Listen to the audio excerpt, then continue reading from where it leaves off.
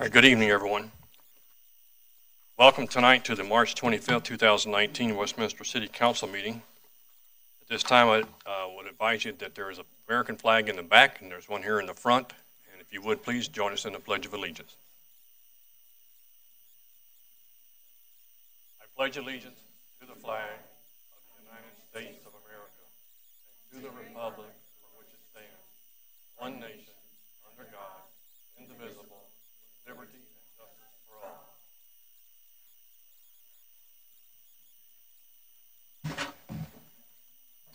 All right, Ms. Parker, would you take the roll, please? Atchison. Here. DeMott. Here. Haney. Here. Mankey. Here. Seitz. Here. Scully. Here. Volz. Here. Council, the next item before you is item 3A. This is the minutes of the March 11th, 2019 meeting. Do we have a motion for the minutes? So moved. Ms. Scully? Okay, you move. Do I have a second? Second. I have a motion and a second. All in favor say aye. Aye. Aye. Any opposed? Hearing none, the minutes for the March 11th item are approved.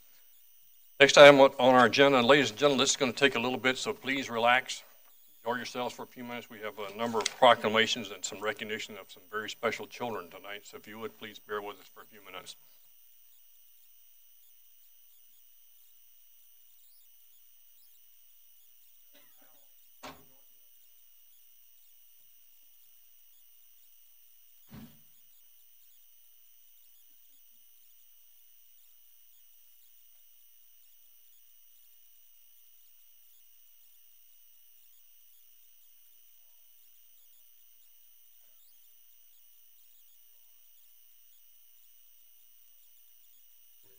Representation to the Adams County Youth Award for being nominated for the Adams County Mayors and Commissioners Youth Award, the Adams County Mayors and Commissioners Youth Award was established in 1986.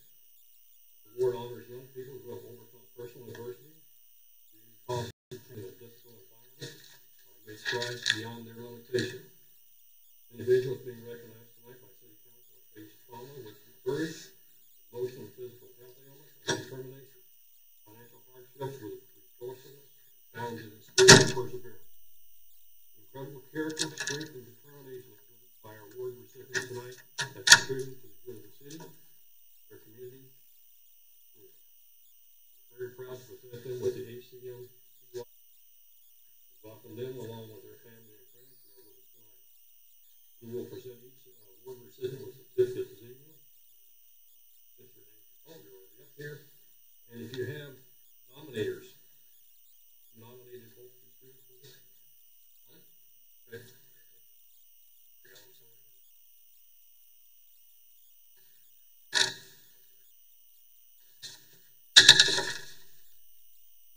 So Camilla, congratulations on your nomination. Jeremy, thank you very much. Congratulations on yours. Thank you both.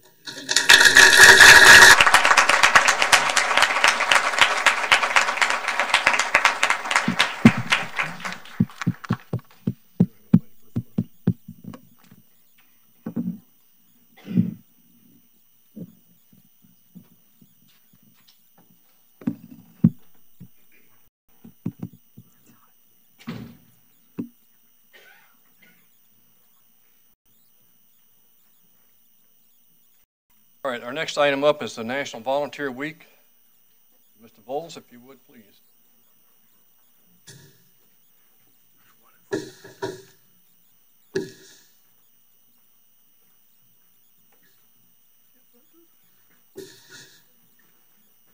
Here we go. Hi, I'm John.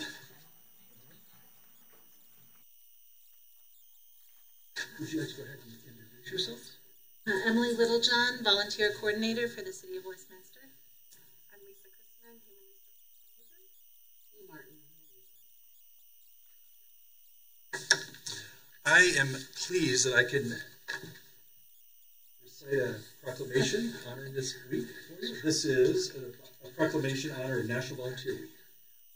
Whereas the entire community can inspire, equip, and mobilize people to take action that changes the world, and whereas volunteers can connect with local community service opportunities through hundreds of community service organizations, And whereas individuals and communities are at the center of social change, discovering their power to make a difference.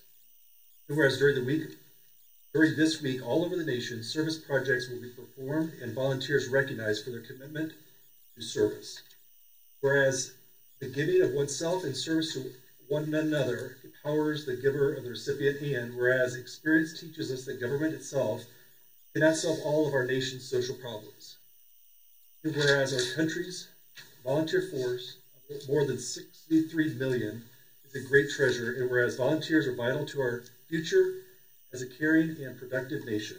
Now therefore, I, Herb Atchison, Mayor of the City of Westminster, Colorado, on behalf of the entire City Council, do hereby proclaim the week of April 7th through 13th, 2019, City of Westminster National Volunteer Week.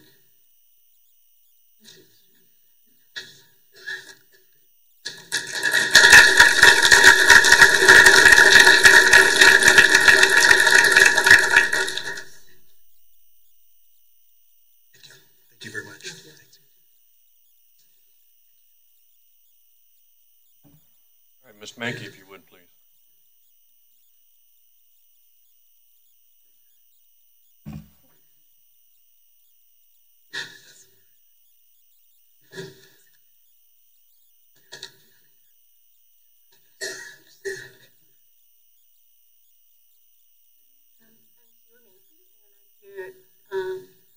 I need Lisa Gallegos and Jennifer Katz. So I'm here to do a proclamation for, unfortunately,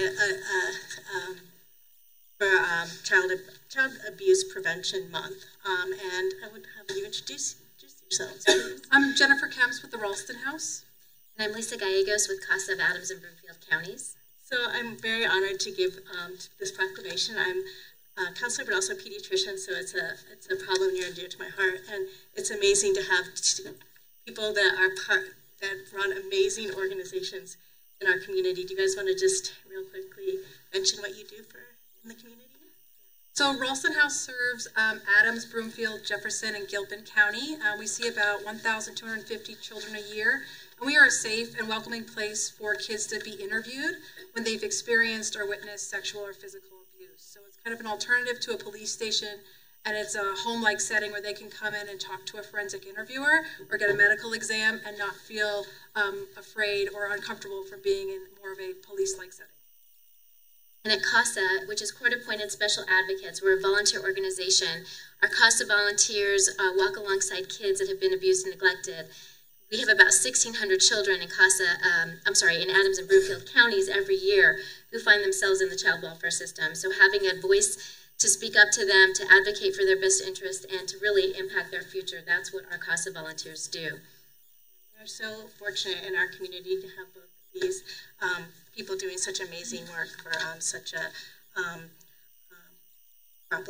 awful problem that we still have. In fact, nationwide, 1 in 7 girls and 1 in 25 boys will be the sexual abuse.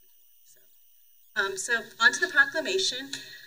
Whereas every child deserves to grow up in a nurturing environment free from harm and fear, and whereas all children do not receive appropriate care, in fact, too many children become victims at the hands of abusive perpetrators, and whereas every responsible person would agree that even one abused child is too many, it is up to us as a community to tirelessly work to end the abuse of children through awareness and action.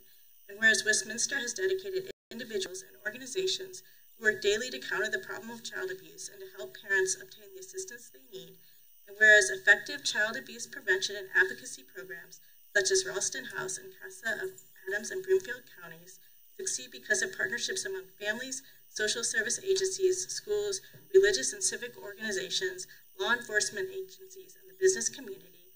And whereas our community is stronger when all citizens become aware of child abuse prevention and become involved in supporting parents to raise their children in a safe and nurturing environment. Now, therefore, I, Herb Atchison, Mayor of the City of Westminster, Colorado, on behalf of the Westminster City Council, do hereby proclaim April 2019 to be Child Abuse Prevention and Awareness Month, and urge all citizens, community agencies, faith organizations, and businesses to work collaboratively to increase their efforts to support families and prevent child abuse. Thank you for all you do.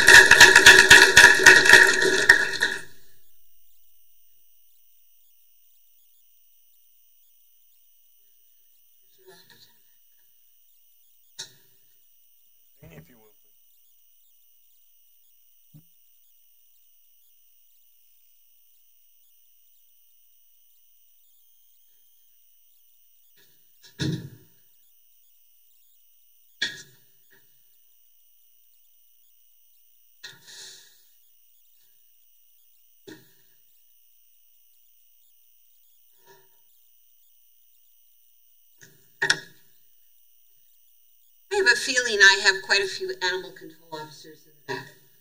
Do I not? Please come and join me.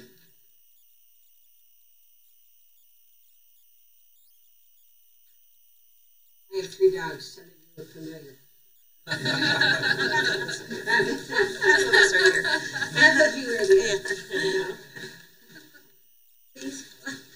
Please, would you mind introducing yourselves? Commander Norm Hobart, I'm in charge of the Animal Management Unit. Kelly Gillen, I'm the Animal Management Supervisor. Chris Brannigan, I'm an officer. Tammy Ritchie, I'm an officer. Kimber, Deputy Police Chief. Let me say thank you very much for what you do for our animals and our neighborhood. So I will go ahead and read the proclamation.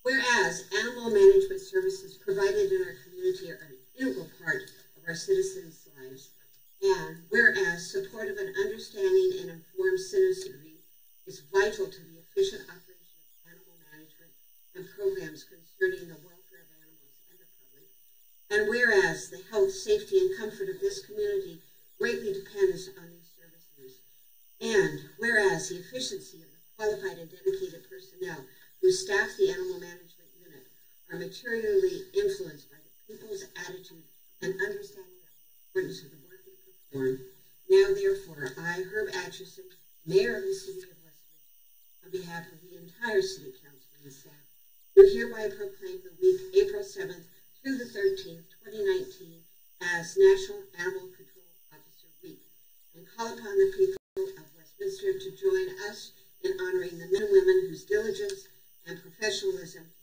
cities and its citizens sake. Congratulations.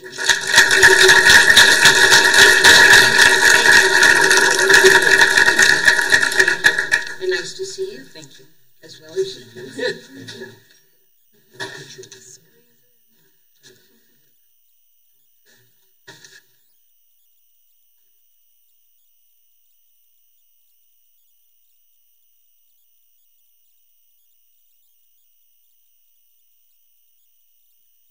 Great. Thank you. Congratulations, everyone. Ms. Seitz?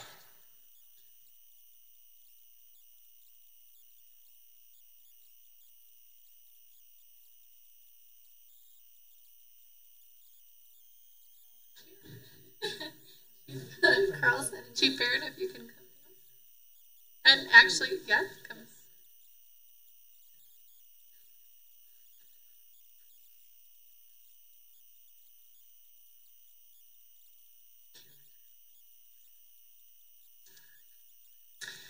So it's a bittersweet proclamation, but in April, we want to recognize sexual assault awareness because unfortunately sexual assault is all too ubiquitous of an issue. But it's an issue that Westminster takes very seriously and our police department is incredibly committed to. I will say that our community itself is also very committed to it. In fact, last year, the City of Westminster, along with a collaborative of other community partners, launched a campaign in regards to sexual assault awareness and prevention. I'd like to allow everyone here to introduce themselves and kind of talk a little bit about the issue, if you will. Hello, I'm Amy Hendrickson. I'm a victim advocate with the police department. We serve approximately 5,000 victims in the City of Westminster, not all sex assault victims. We meet with them on scene. We assist them through the criminal justice process.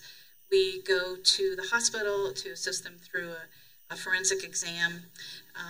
We walk with them on their journey all the way through from the beginning of the crime, the end of the crime, not the beginning of the crime, the end of the crime, hopefully through a successful prosecution. Do you want to add? Well, I would just echo what you said. We take this incredibly serious, as we should, as on behalf of the community and our staff that works. This is absolutely fabulous. So thank you for recognizing it. Well, thank you for your work. And it's tireless and it's everywhere. So I will, with no further ado,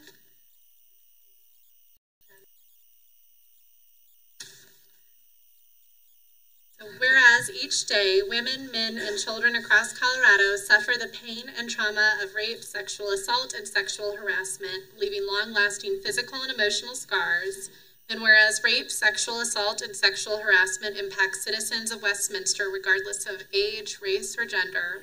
And whereas the Westminster Police Department, as a member of the 17th Judicial Sexual Assault Response Team, remains committed to responding to sexual violence with a victim-centered, offender-focused approach. And whereas during National Sexual Assault Awareness Month, we recommit ourselves not only to lifting the veil of secrecy and shame surrounding violence, but also to raising awareness, expanding support for victims, and strengthening our response.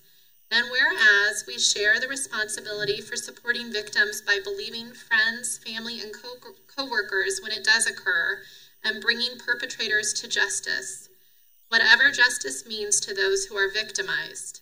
And whereas at the local level, we must work together to educate the City of Westminster community about sexual violence prevention, supporting survivors, and speaking out against harmful attitudes and actions, and are appreciative of the Start by Believing community campaign efforts for our community.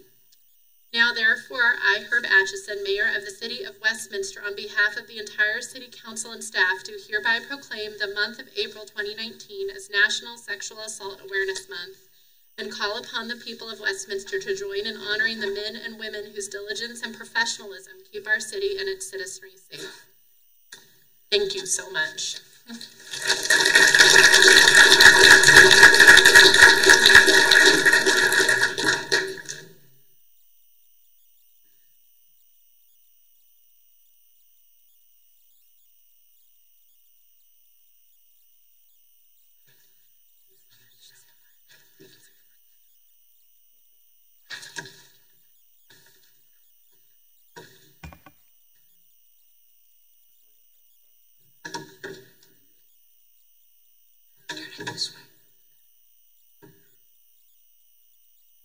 Microphone was going to roll. All right, we have one other proclamation, but however, the gentleman who's receiving that is receiving it from multiple city councils tonight and tomorrow night. We're going to wait till he arrives later, and we'll pick it up at some point during the meeting tonight. All right. To have anyone in the audience who has not been here for citizen communications before? Okay, so let me explain it to you. Citizen communication is a period that you have up to 5 minutes to come to the podium to talk about any subject you want, unless you is here for a public hearing that is scheduled. Tonight we do not have any public hearings scheduled. So you have a total of 5 minutes. You will be called up in the order that you signed up on the sheets that were in the back. Right now I have 2 full sheets. When you come up, all you need to do, if you signed up, is just give me your name so I can verify you're the person that's been called up. Once you start talking, the green light will come on. When you have 1 minute left, the yellow one will come on. When your time is up, the red one will come on. This is a one-way conversation from you to us. We do not engage in back and forth, so we're here to listen to your comments for that up to 5 minutes. As you finish with your turn, please go back and sit down. And I ask you to keep it calm, because right now, as I said, I have 2 full pages. If there's anyone who just wants to say, I agree with the previous person or someone else, that's up to you. If not, you still get your full 5 minutes. And again, I will call you up in the order, and not everyone I think is here for the same thing, but there could be a number of you here for the same item tonight. One other item I want to explain to you. You will see us looking up and down at times during the council meeting. What's going on is everything that we're discussing is sitting on one of these. We are a paperless society as much as we can be. But what we're trying to do is keep track of where we're at in the agenda, not only with the item, but the backup support that we're being given by staff. This is all stuff that's online, but it's on our iPads so that we can keep track of what we're doing. We're not ignoring you. We're not on text. We're not on social media, but we are trying to keep up with the stuff that's in the packet supporting us. So forgive us, but we do refer back and forth as we're looking through the night as each item comes up. So you'll have an explanation of, may not look like we're paying attention, but believe me, we are. So in the beginning, I will call you up again by name, and the first person I have is Barry Azzolino. Good evening, sir.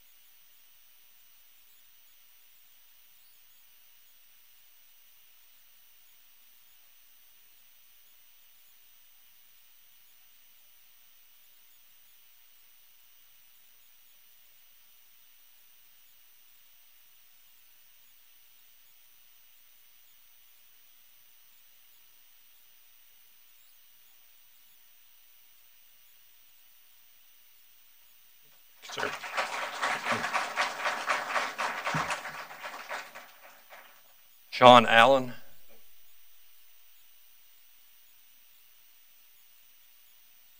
on just a second.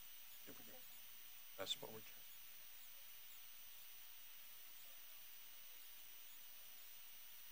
Mr. Allen, hang on, let's make sure the mic is working.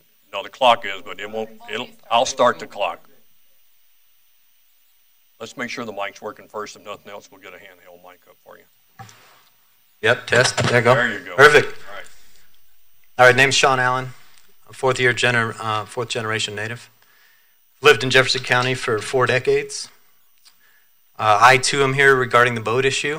My boat has been locked up at Stanley Lake for 15 years straight. It stays on the grounds during the summer and winter. I've also read through some of the data, and I'm concerned with some of the, I guess, accusations you guys are making and the hasty regard to a ruling. I own a marketing company, and strictly basing your millennial research from a 2014 poll is completely fictitious and false. Obviously, in 2014, there was not as much disposable income as there is now. And I sure hope that as a Westminster resident, we're not banking our history on millennials. Generation Z is coming up right behind them, and they're a very, very different demographic. Okay? So I strongly urge you to reconsider. There are definitely ways to go about it. I've never seen any of you on the lake. And if any of you did visit the lake, you would know it's a very different lake than, say, a Chatfield or a bar, where a lot of you were trying to brush us off to. Okay? Those of us that pay the dues and the fees get scoffed at and laughed at, but we actually prefer it as member holders, okay? We take it very seriously. In my free time, I'm also an avid fly fisherman. I take mussel and invasive species contamination very fucking seriously. But this is a complete knee-jerk reaction. My boat contains no contaminants whatsoever, and it should be allowed on the lake this year.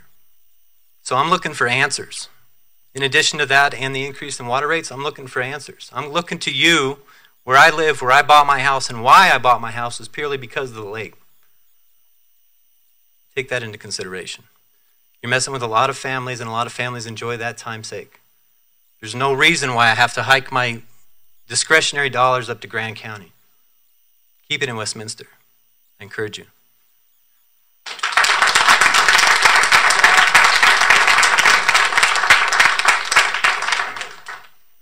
Mr. Jerry Jansen. These are my electronic notes. So regarding Stanley Lake, aside from 4 years of my life that I had to live in Michigan because I had to work out there, I spent my entire life in North Glen, Westminster, or Arvada. My 2-year-old son last year made it the 3rd generation in our family to be on that lake. I was able to bond with my dad, given his passion to water skiing as I grew up on that lake, and I'm doing the same thing with my son. When I had an opportunity to buy a 3-acre lot directly across the street with the bald eagle preserve in my front yard, I did it, and I built a home so I could look at that lake every day and enjoy it. I have a very good relationship with Holly. I report people walking their paddleboarders in across the street from my house. I report people that are breaking rules out there all the time in the park. I care. I care about your water quality. But this is my 3rd boat. This boat has never seen a drop of water other than Stanley Lake. Okay? I feel like this is a knee-jerk reaction that was backhanded in the way that that letter was sent out by you, Mr. Tripp. Okay? I feel like there's a community of 500 people out there that 24 people got a DUI and now nobody's allowed to drive. Okay? It makes absolutely no sense. And we're not just talking about 500 people. We're talking about 500 families and their friends. I average 45 days a year on that lake, and I get to water ski there before I go to work every morning. That's a privilege that I pay for, that I care about, and that I take care of. 24 people going out there and breaking the rules, and now I have to suffer, and everybody else in this room has to suffer. And there are numerous ways that we can control this. So I would just ask that you reconsider this and find a different way to do this moving forward.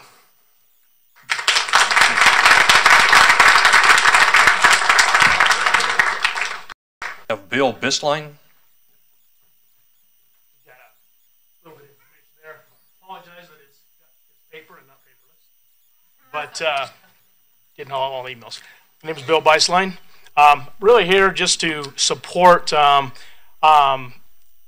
people that are here. The Colorado Marine Doors Association, I happen to be on the board. They suggested I come, just voice our support. There is a solution. I proposed the solution to Mr. Kirschbaum, Mr. Jenkus, several on the one boat, one lake, boats staying on the property. I think that's a bulletproof solution. that you should absolutely consider instead of, like as everyone has said, the knee-jerk reaction before. The one thing I want to bring up to you guys that you guys are on a very large national map now with a lot of organizations, most notably the Water Sports Industry Association, but now the MRAA, which is the Marine Retailers Association, and the National Manufacturers. So there's a lot of powers because they just don't want to see this set the precedent. That's what the concern is, the precedent of this. I've been on Stanley Lake over 40 years myself, had a business that relies on Stanley Lake for almost 30 years. That's why I gave you the economic impact of the lake. It's far reaching, much further reaching than just the 500 boaters, as has been said.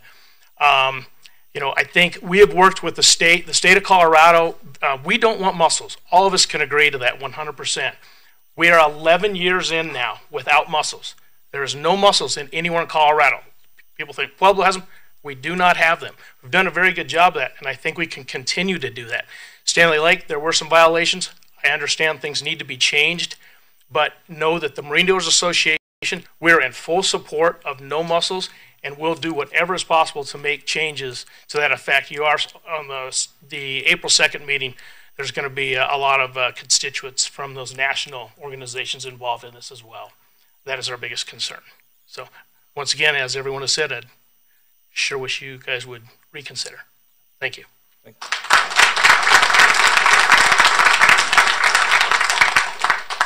Lee Merritt.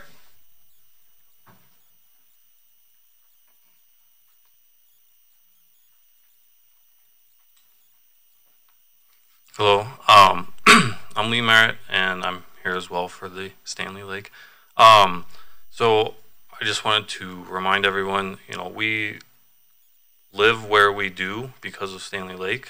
My wife's family is from Arvada originally. She's lived all around the lake. I think she'll be speaking in a minute, but we specifically chose our house based on the lake and the ability to boat on it. We live within 5 minutes. We can pull our boat out of the garage and be on the lake within 5 minutes and unloaded.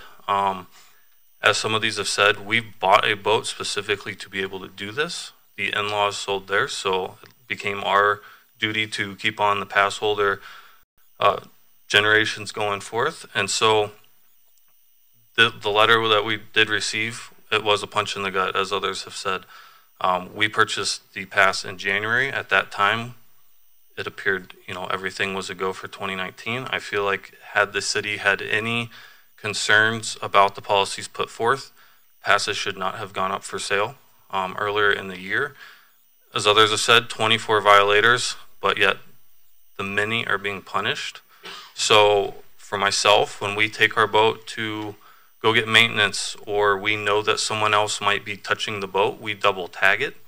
We try and go through extra precautions to ensure that our 35-day quarantine doesn't restart, because our boating season is so short. Those 35 days are very valuable for us. So there's lots of solutions out there. This letter was sent out without communicating at all with the boating community. We know our boats better than anybody. So if there's a problem with the current tagging system, we can help you with the solution. And yet we got shut down without even being able to speak about it. So the tagging system's not totally flawed. The way Stanley Lake does it is attaching it to a simple U-bolt on the front of your boat that has 2 nuts, and all you have to do is lift up the front cushion to get it off. I mean, no one could look at that and say that it's bulletproof. It's always been kind of a laughing matter to us that that's where they attach. Even when they double tag it, they attach it to another U-bolt type thing on the back of the boat that has 2 external screws. So we're kind of all joking if we think that the system was great. I talked to Lake Casitas in California. They do a tagging system as well after having shut down their lake. They allow any boat. They don't allow water sports, but they do allow any and all boats on their water. They have the same 35-day quarantine. But every time the boat comes off of the lake, the ranger picks a spot that's not a removable device on the boat to attach it to. They even said they've gone through cup holders, as long as that piece was a welded on piece to the boat or the trailer. So they have done a tagging system that is 10 times more bulletproof than what Stanley's been doing. That's a simple one.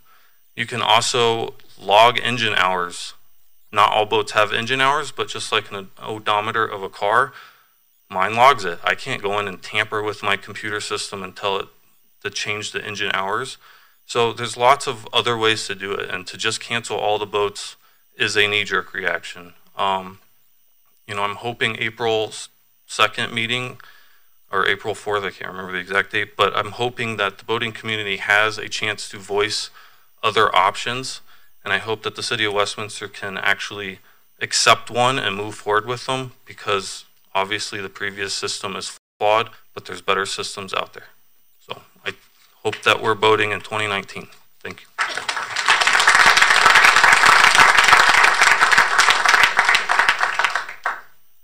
All right, I told you we were waiting on one individual to show up, and he's here, so I'm going to pause this portion. You will still get all your opportunity. And Mr. Mamet, come down front, and we'll see if we can recognize who you still are.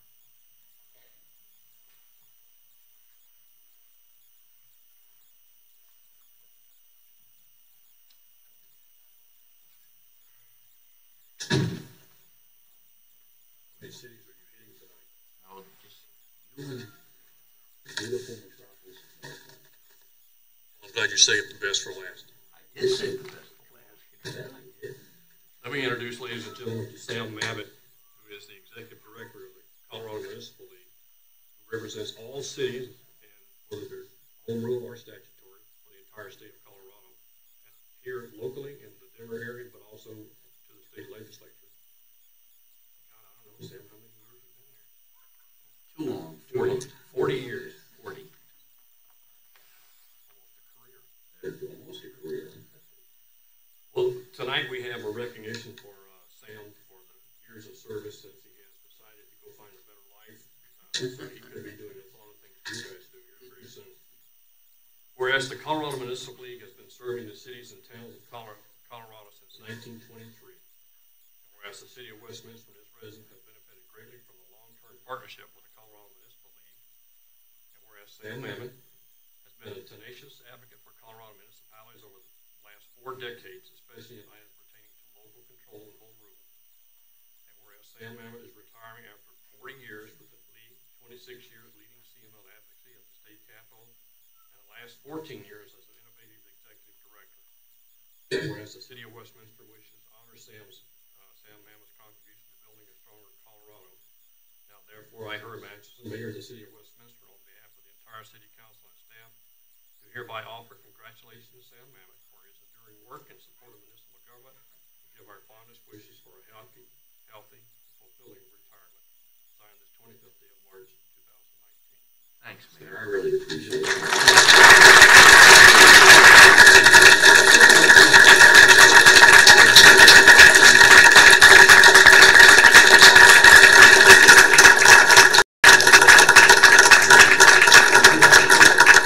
Very brief. You have a lot of wonderful kids here that have a lot more important things than listen to me. But thank you so much, Mayor, and distinguished council, Mayor Pro Tem, great city staff, and the great citizens of Westminster. This is a great community, and I've had a long history with this city over many, many years, and it's an honor to be acknowledged, but I also would be remiss if I didn't acknowledge all the wonderful people I work with in our office and throughout the state of Colorado.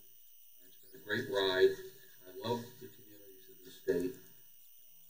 I love the work that each and every city and town in the state is doing to make Colorado a better place. And thanks for your leadership, Herb. I appreciate this very much. Thanks so much.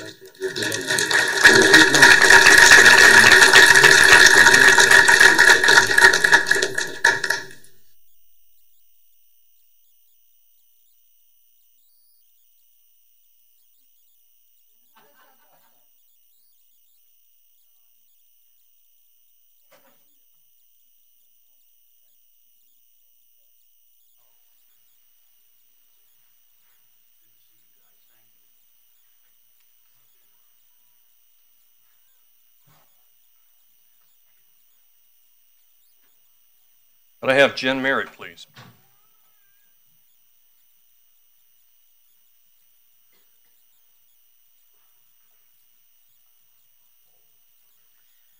Hello. Seems to be a common theme tonight, so Stanley Lake will be the topic of my comments. I just want to start off with a quote directly from the City of Westminster website.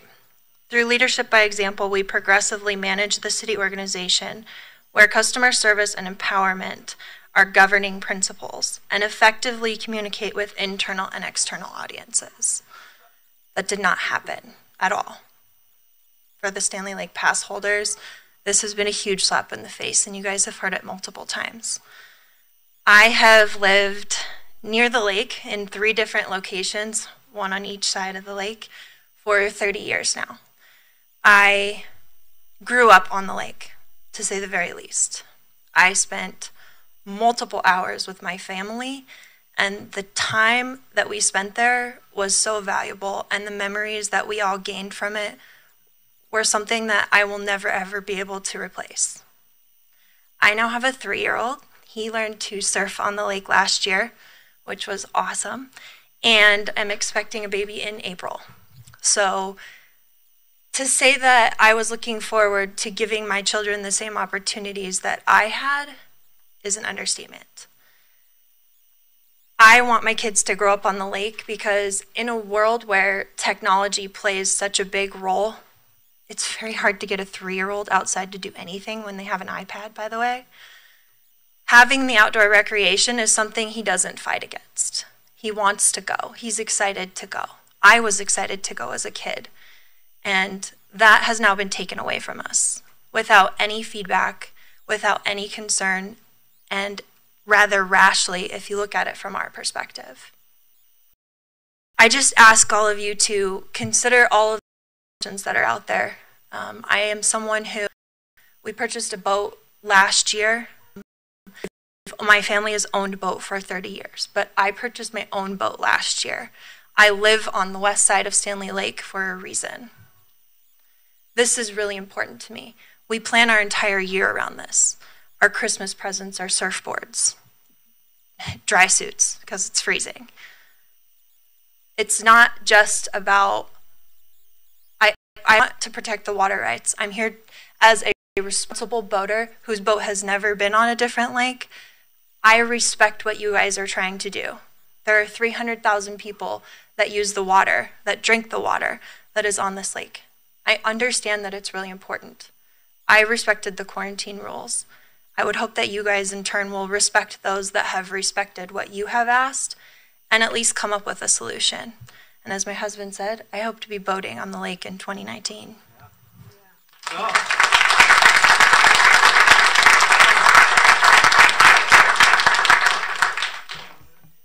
Brett Terry.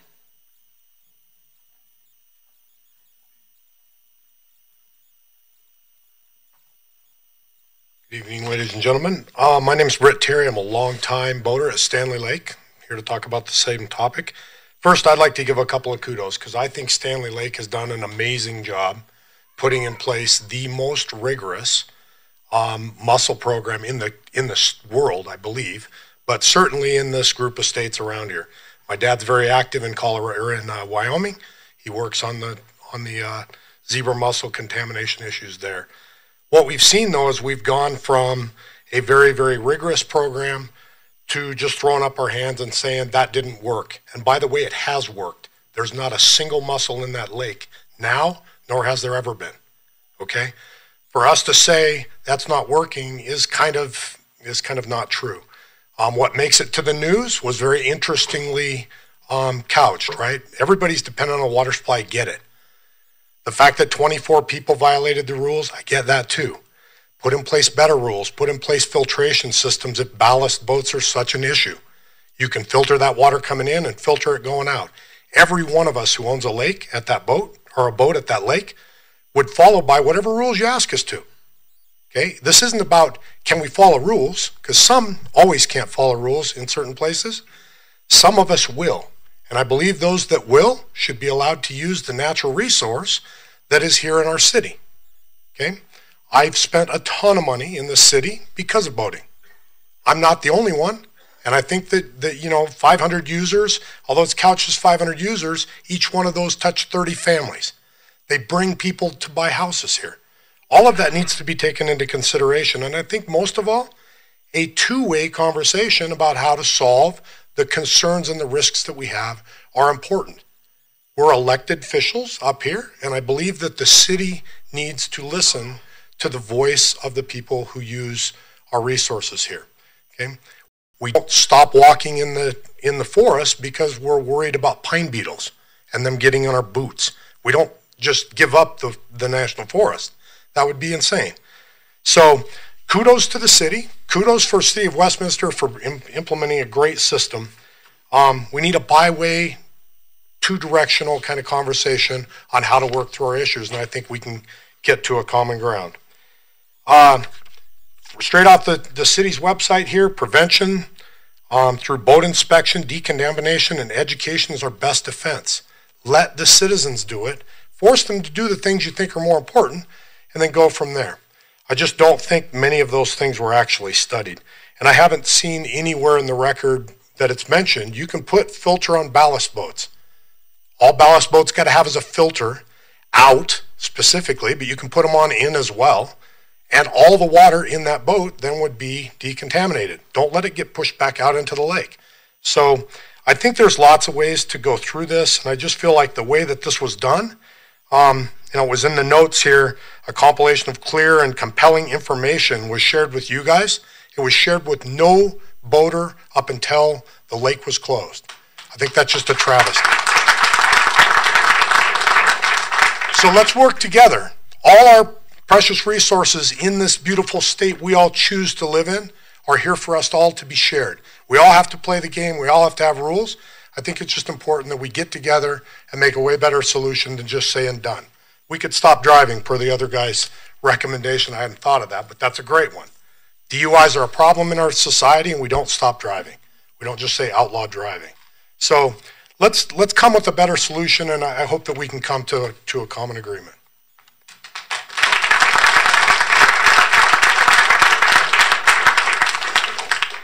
Kevin, work.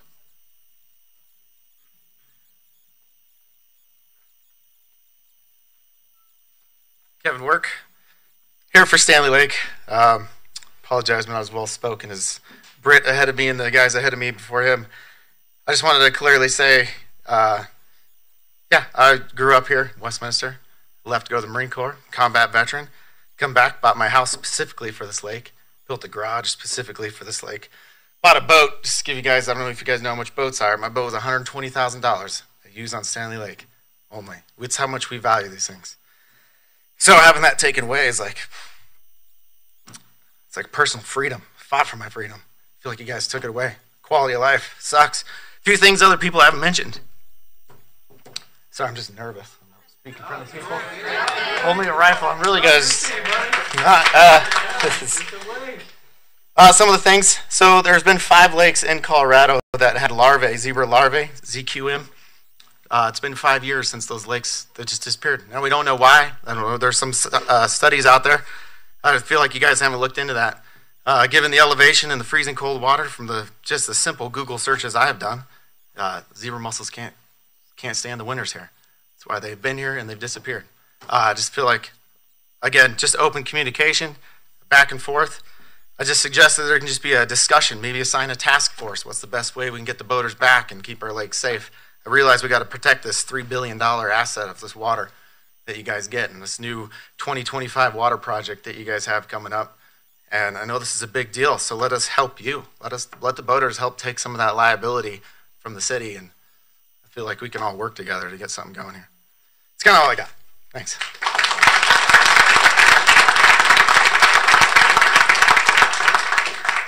Jody Hale.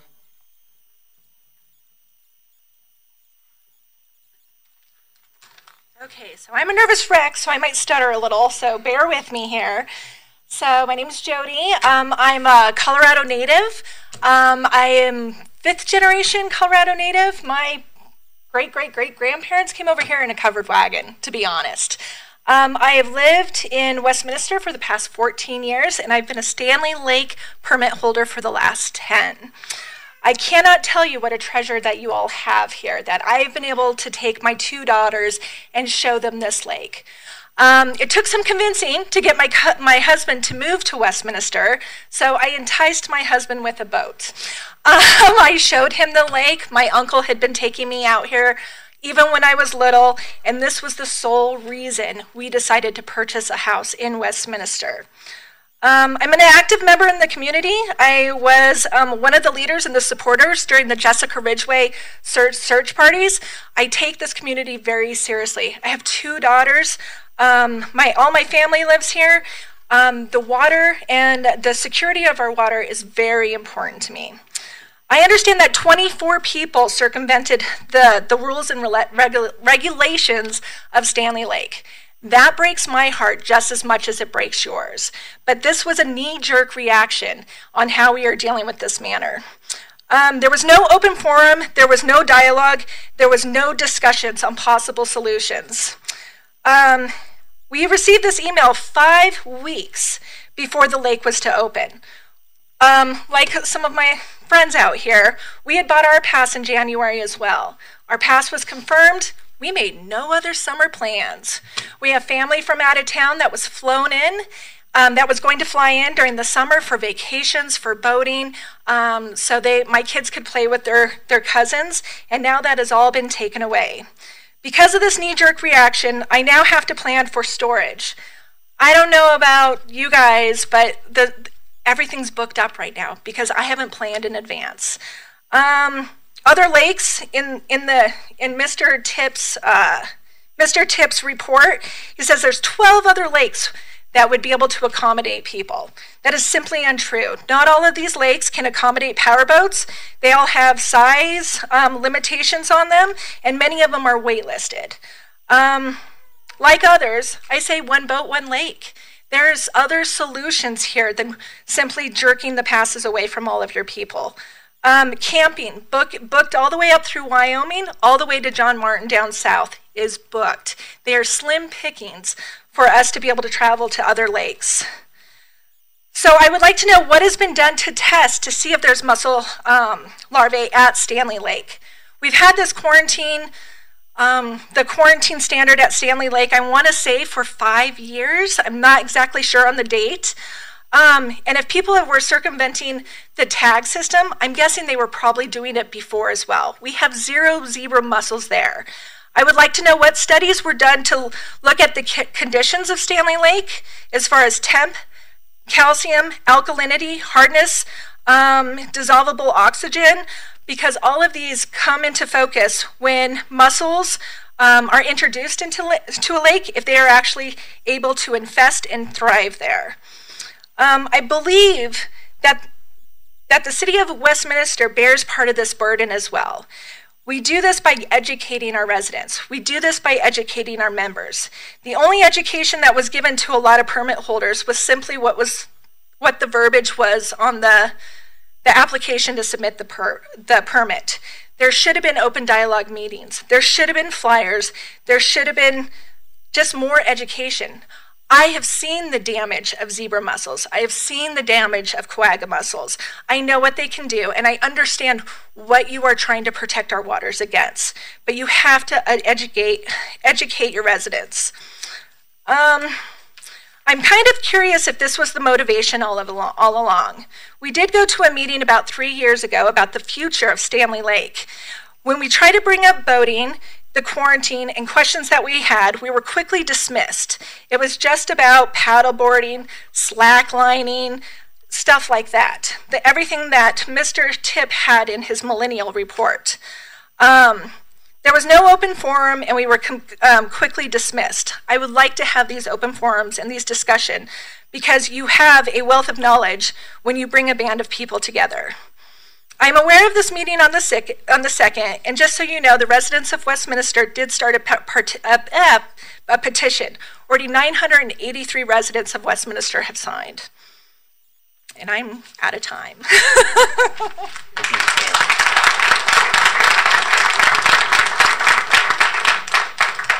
Jeff Prince.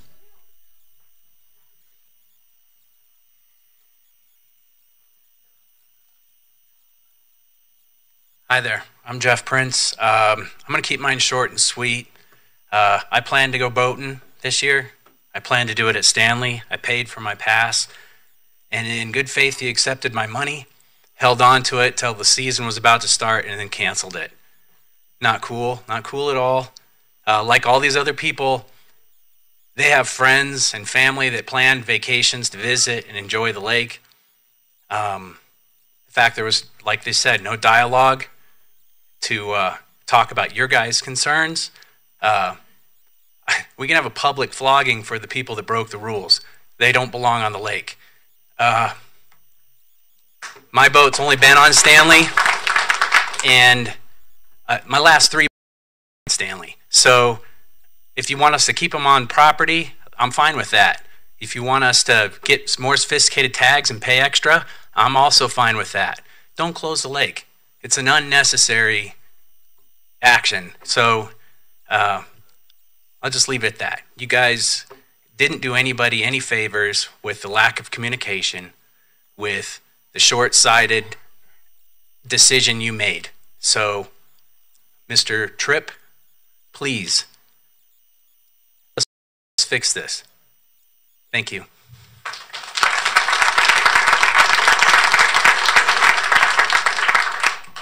I have a P. Martinez. First name wasn't spelled out. 2461 West 82nd Place. That help?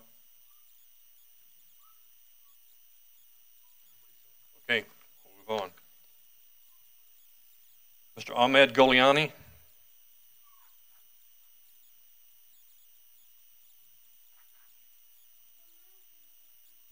Ahmed, you are still in the room? Okay, we'll move on. Norbert Lovato.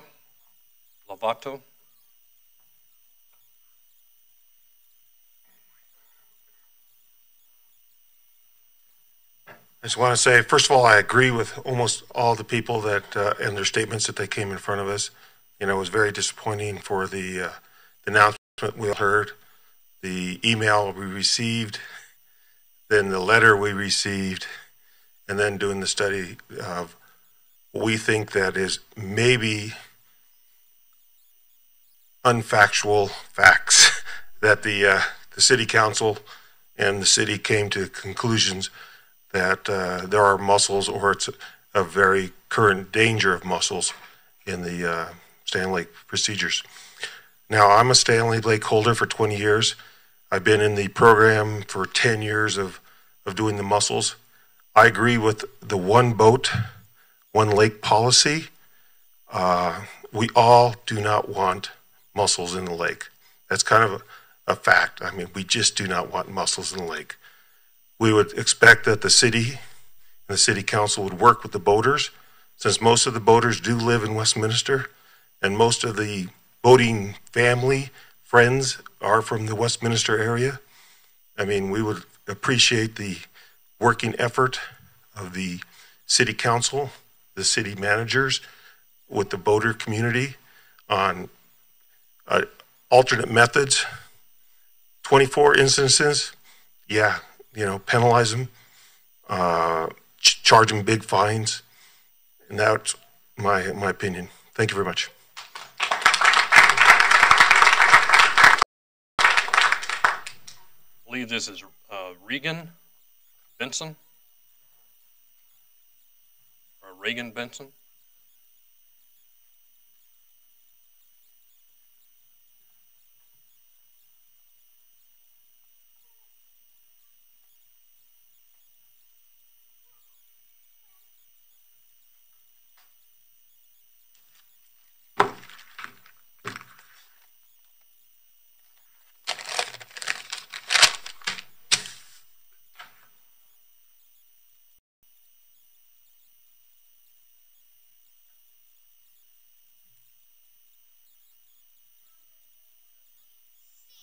Big six. Get out here, get out and get wet. It's getting hot like. I mean, you need to turn that off. We don't allow those. Hi guys, we're over here at Leo's birthday party. Say hi, Leo. Hi. How old are you? How old are you? I am 6. It's a big six. Get out here, get out and get wet. It's getting hot like chicken. Go jump. You ready, guys? I'm Ready? ready. Ready? Chuck. Oh! Get cannonball! Woo! Advising you that Woo! Woo-hoo! You know it goes underwater, right? Ready? Go. Ms. Benson, I'm going to ask you to release yourself from the podium. We do not allow tape recordings and electronic pieces to be used. If you want to speak to... I'm here tonight to inform you elected officials that you're failing at your elected duties, and that is to represent the people. I find it of the utmost importance that you understand why it matters, because it's a matter of life and death.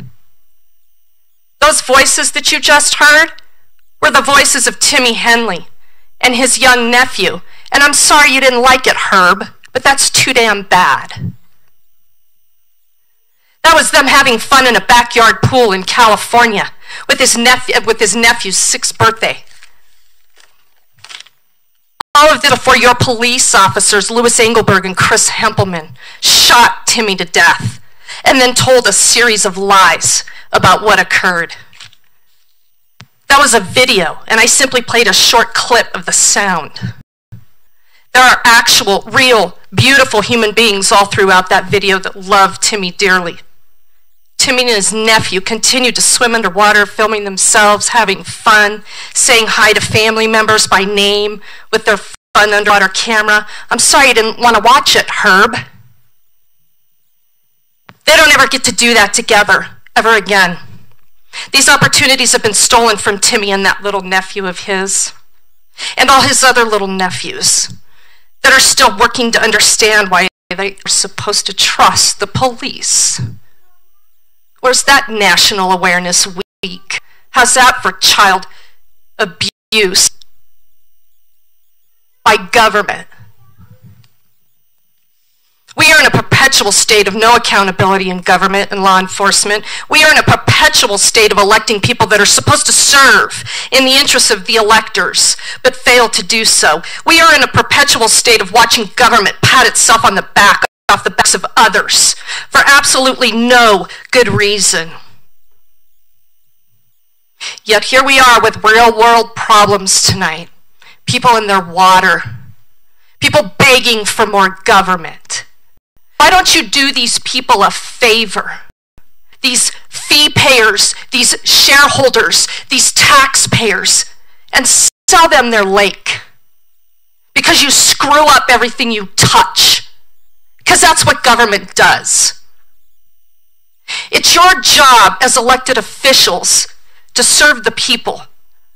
And it's a shame not one of them are up here standing at the microphone asking for you to sell them their property that's rightfully theirs. Except they're here begging for more government. They know you screw up everything you touch, but they're just begging for more and more and more. It's a good day to be alive, isn't it? With real world problems. You pretty enthralled, Herb, with the countertop there? Looking at your computer?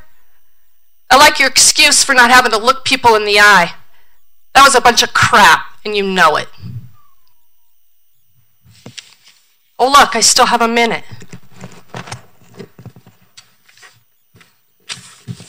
From the City of Westminster government webpage, a council manager form of government gives City Manager Don Tripp the authority to administer the day-to-day operations of the city. The city manager, the city attorney, and presiding municipal judge are directly appointed by and serve at the pleasure of city council. Do you guys know that? Do you know as elected officials, you give the city direction?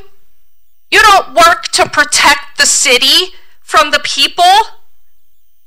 Stand up and do your job that you were elected to do. Because Herb's not going to do it. He's going to work to shut everybody down that he possibly can. You're deceptive. That's what government does. It prides itself in deception. It prides itself in performance with an audience. Oh, what a bummer.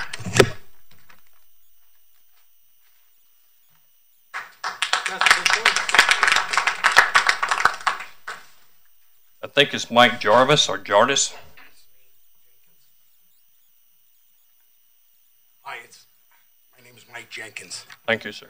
You know, I'm pretty much saying the same thing. I grew up all my whole life in Westminster. My dad bought a boat in 1972, so I've been boating about 47 years at Stanley Lake. I've already bought two of my own, other boats or whatever. But like everybody else, this is a family thing. You know, we as a family, I don't go out of state or, you know, go on vacations or anything. I really never have been. And we make the summer at Stanley Lake our vacation for all of my family. You know, thank God my mom's still living. And my mom goes out there with us. My mother-in-law, they're both 82 years old. And they go out there and we have a great time out there. I raised all my kids out there. And, you know, back when I got into this, it was a rocky, flat, plutonium polluted reservoir. When I first bought my permit, for $100, you got a key. You came in off of 88th Avenue at Kipling there. You had 3 outhouses, 3 picnic tables, and I mean it was no houses anywhere around. You know, I guess I'm 62 years old, but so I'm an old guy. But I just hope we can work things out. I think we can make this work. You know, and another thing too, it's too bad. You know, you had, from what I heard, you had 24, 25 people that, you know, broke the law things or whatever. And you know what? I really like to find out who they are. I mean, and I'm going to find out who they are. You know, and I just hope we can make this work, guys. I've been here all my life. I do roofing for the school districts, and you know, I just hope you know, I drink a lot of water. A lot of water. I'm a roofer, so I drink a lot of water. Thank you, guys.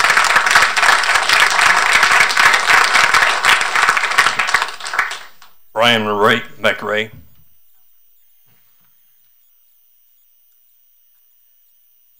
Hey guys, my name is Brian McCabe. Like most people here, I'm here to talk about Stanley Lake. Been living in Westminster area, now Arvada, for the past 10 years. Boating is incredibly important to our family. Wife and I canceled our wedding and took the money we had set aside to purchase a boat with it to then raise a family going out on Stanley Lake. Sold our house in Westminster, had one built in Arvada overlooking Stanley Lake. Got a 3-year-old daughter now. Every week, coming home from daycare, you come down to Indiana, you can see the lake. Daddy, is the lake open yet? Nah, it's still too cold. Now I got to tell her it's never going to be open again. Haven't had the heart to do that yet. It'll be a tough conversation. What I'm really here to talk about is, how did these 24 people get caught? This is what really bugs me about this. In 2014, I got called into the head ranger's office because I was at another lake. They called in, some people there saw me there, said, hey, he's going to cheat the system, whatever. I got called in. I did not cheat the system. Talked to the rangers, told me so. In 2014, they had an agreement with all the surrounding states. When you go into a surrounding state, you pull into the port of entry, you get your CL number checked, you get inspected. If you don't, you get caught on lake, big, huge fine, so your CL number still goes in the system. That has been in place 14, 15, 16, 17, 18, would have been 19, 6 years. That's never been included in any of the Stanley Lake packet of information that they have that agreement with the surrounding states. Why is that? Got a lot of law enforcement in here. Guarantee they tell you if you know you're going to get caught doing a crime, you're not going to do it. You tell all the boaters you're going to check CL numbers of the surrounding states. They're not going to the surrounding states and cheating the system anymore. Why don't they just make that information public? That's all they had to do. No one's cheating the system if they know they're getting caught, right? I mean, you cheat if you're going to get caught. How many of you guys knew that? Stanley Lake boat past members. How many of you guys knew that was the case? None of them. No one here even knew that was the case. I only know because I almost got in trouble for it. That's secretive. This whole entire process has been so secretive. Why don't you guys talk with us? If there's a problem, why don't we come together as a community and find a solution instead of just saying no more boating in Stanley Lake? It's crazy. It's just a crazy way to do things. Okay, you got Baseline 20 minutes away, right in Boulder. Once you buy a boat, never ever allowed to do any other lake ever. And I don't mean you go to one lake that summer and you can't come back. If you go to one lake ever, you lose your pass. Those passes are handed down in wills. That could be Stanley Lake. cut the number of passes in half, triple the cost, make it a real private lake. Once you go to Stanley Lake, you never go anywhere else. Okay, there's so many solutions to this problem that is not, we close the lake. Because closing the lake's not going to guarantee you don't get zebra or quagga mussels in it. They can come from all kinds of different sources. Bird flying has it on their leg. The things live for 27 days, according to the study you guys posted about closing this lake and everything. Bird flies in with the zebra mussel on its leg, sits in the lake, now you got zebra mussels. How did closing the lake solve the problem? We got to come up with solutions.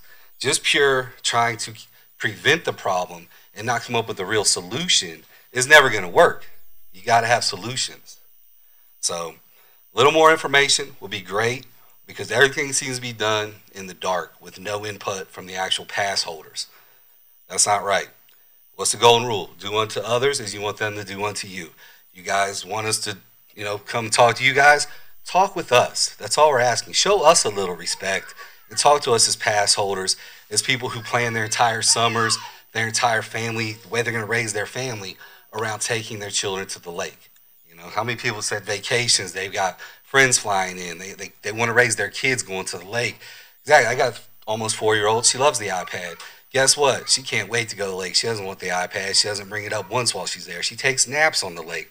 We met some of our best friends on the lake. Taking away the lake is not the answer to this problem. It just isn't. Thank you.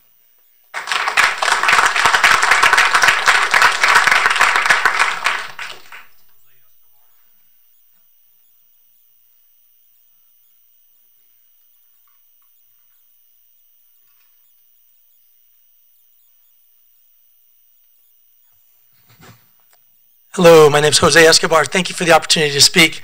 It's been really encouraging and enlightening to hear everybody speak tonight. The passion and the love they have for the lake and the surrounding community. And I'm here with the same passion and the same ideals. We moved to this area, and we didn't come here because of Stanley Lake. But when we found Stanley Lake, we felt like we struck gold. We were ready to actually move. In 2006, we're getting ready to move to California, and Stanley Lake was the main reason we stayed. We were getting ready to move to Folsom Lake up in Northern California, and it has been the best decision we have made because this community is awesome, and the lake has been a big part of that fruit that has come from that. We have 5 kids.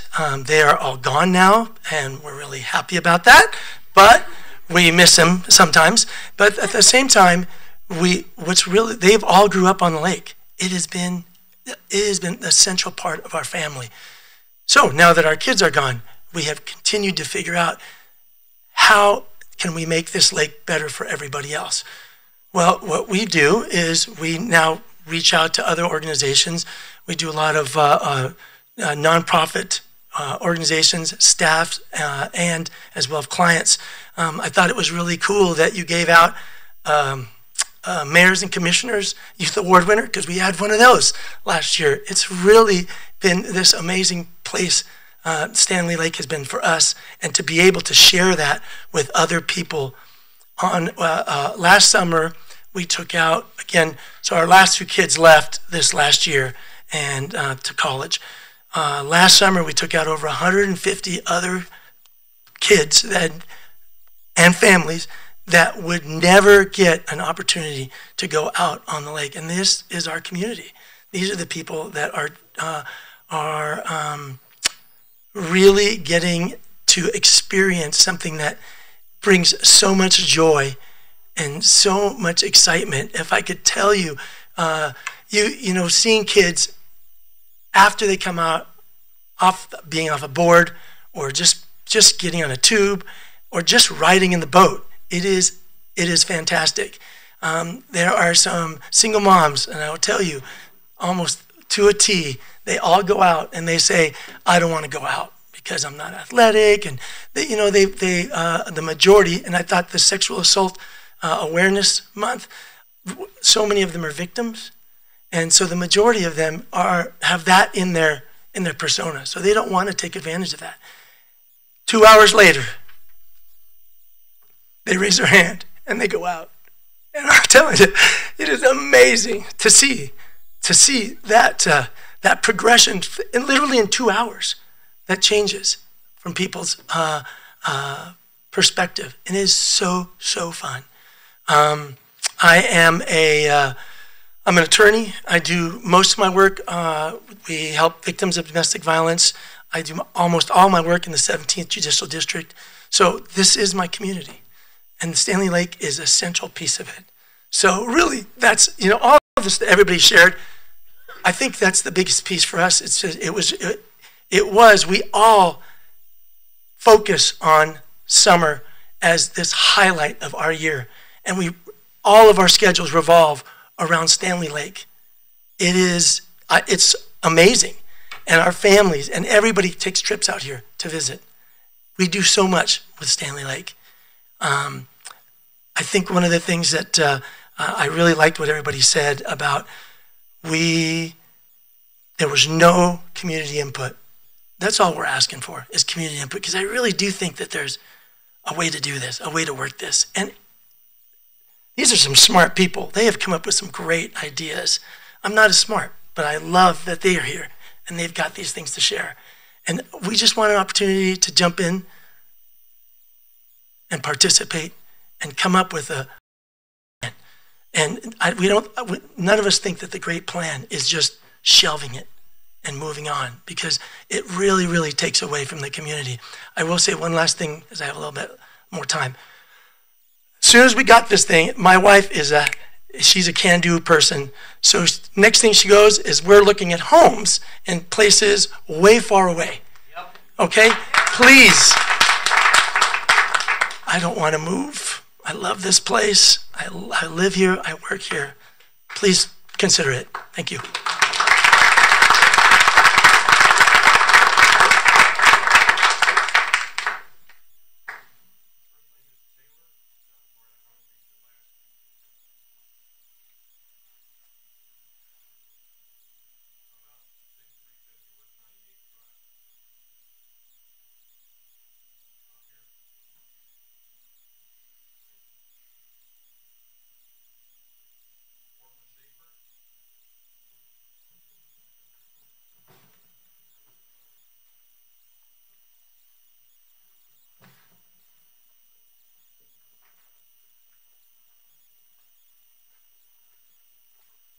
Hello, gentlemen. Hello, ladies. I'm honored to be here. I lived in this area for about 20 years, and I think this is a beautiful area. And I can see great care has been taken to keep it that way. And you may not be able to understand the joy that that little lake there gives to the people that live around here. And you heard what keeps people here and why they're here. I won't bore you with that. But the problem, where my problem came was January, I got word, a rumor was floating around that somebody here in this group does not like boating. So I wanted to find out if there was any truth to that. So I came to the city and I talked to a gentleman in the city, and he said at that time, they don't know anything about it. You have to go to the ranger station. You need to talk to those people at the ranger station. Gave me a phone number of the lady. I talked to her. She also doesn't know anything about it. She says, as far as we know, we're going ahead. We're issuing permits. I said, okay, so be it. You know, we all laid our money down and we got our permits. And then here last week, it was almost like somebody kicked you in the gut. The news came out that all trailer boating is going to come to an end and be ended indefinitely. That's how it was worded. And I'm thinking, this is America. There's transparency. There's supposed to be transparency. Why was there not ever any indication that we have a problem out here and that we need some input how we could possibly solve that problem? That is so hard to understand in this day and age, why that wasn't done, why there wasn't an effort made at least. It could have been handled a lot differently. It could have been handled in a manner, okay, this year we're informing the public we have a problem out here. So the boating will continue because I know all of you have made plans, and some people have spent large sums of money. They have bought boats over $100,000 worth. So, but we didn't get any of that. And that's a part that's so hard to understand. Why we were never called to be in a group type of session to explore solutions to the problems.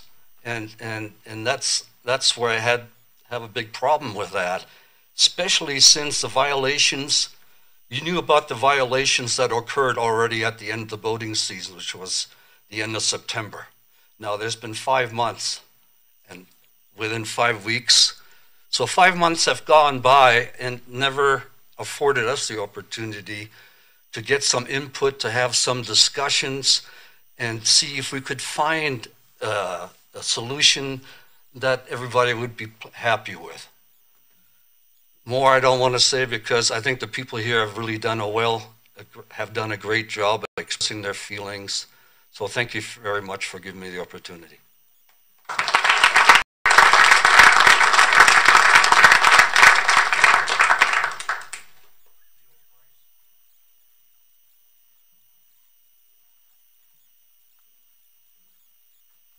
Hello, I'm Leo, and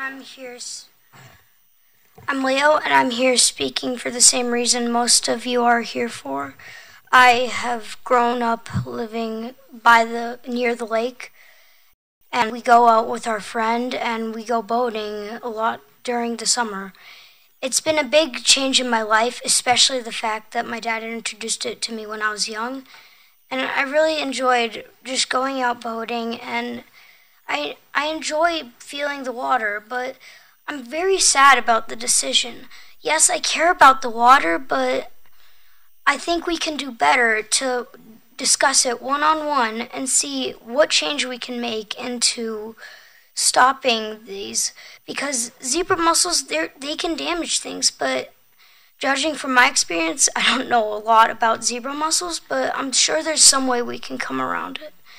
And boating, I really enjoy it. I started boating around the age of 8, and it's really been a fun thing for me. We go plan on trips, going to Texas and wakeboarding there, going to cable parks, and it's so fun to enjoy. And our grandparents come out sometimes, and they come with us. It's a great experience for me, especially when I go with my dad. And my brother just learned it a couple months ago in Texas, and he really enjoyed it, and I'm hoping we can push through this problem and hopefully find a solution to get rid of the zebra mussels. Thank you.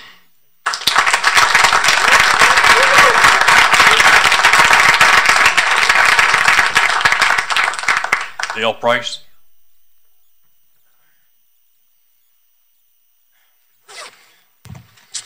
Hello, my name is Dale Price. Anyway, that was quite a speech. I've moved out here in 1990. I've been a Westminster resident since 1990. Grew up in Fort Collins, Colorado. So I've lived here most of my life.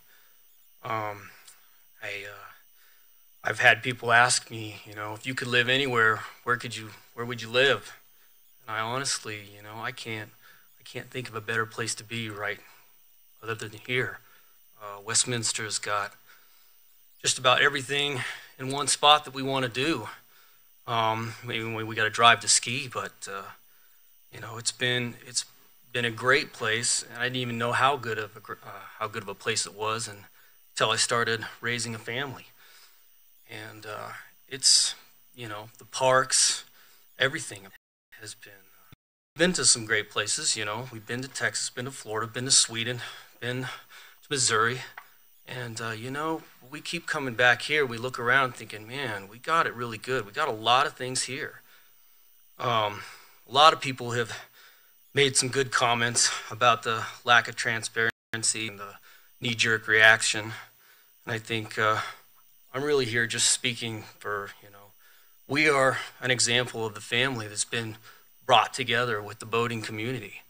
It's, it's made a big impact on my life, and it's made an even bigger impact on my son's lives. They've got the opportunity to do something that you don't see very much of in Colorado. And I look around and I think, Stanley Lake is a great lake for boating. I mean, it's far better than any other lake that I've seen. It's, I can't imagine driving further and then going to a lake that's going to be packed, and that gets me nervous. I think the Stanley Lake is a much safer lake, especially for kids, to learn this. Anyway, a little distracted, but so yeah, we're an example of the family that's been brought together by the boating community, like I said, and we've just, I feel like this is such a unique thing not just in Westminster, but in Colorado. And it happens to be in Westminster. I think it's a strength that really helps Westminster in many ways. I mean, not just permits, not just under $500,000 in permits, but look at the restaurants and the gas stations and the stores. People use these things when they go boating. I mean, there's a lot to consider. I mean, I've had family come out from Sweden on this lake. I mean, so this is something that you really should protect. You really should be putting you should be putting pillars behind this, pillars for it, not shutting it down. I think you're doing the city a great disjustice by shutting it down. You stand to lose so much more if you look into the future. All that aside, though, you really cannot put a price on the potential of kids learning this. We see the joy. When we go out boating, we're on a kid boat. There's a lot of kids on this boat. And I can't tell you how rewarding it is to see these kids do some of the things that they do on this boat, that they get out there and they're doing water recreational sports. It's not something that you see all over Colorado. We don't have a lot of lakes. We're not Michigan. So this is really a unique area. It's a unique lake in many ways. For its size, for one.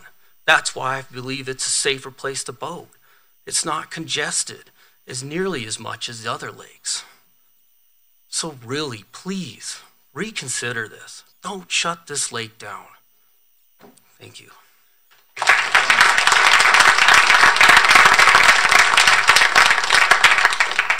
Mr. Price was the last person who had signed up to speak tonight. Is there anyone in the audience that did not yet get a chance to sign up or still has something that they'd like to add? Come on down, sir. But just because you haven't signed up, for the record, I need your name and address, please.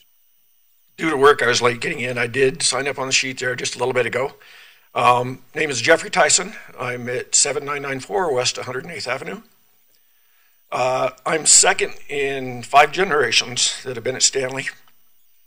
And I want this to be more about the realization that it's not 500 passes. In an average summer, I calculated that I have 250 visitors that come in to go to the lake. My tribe may be a little larger than most, but if the other pass holders have half that many people, this affects 35,000 people. Not just 500 pass holders. 35,000 people is a large part of this community. That's all I have to add.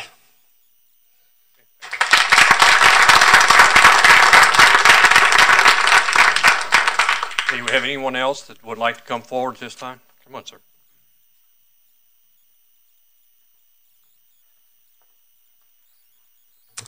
Hello. Good evening.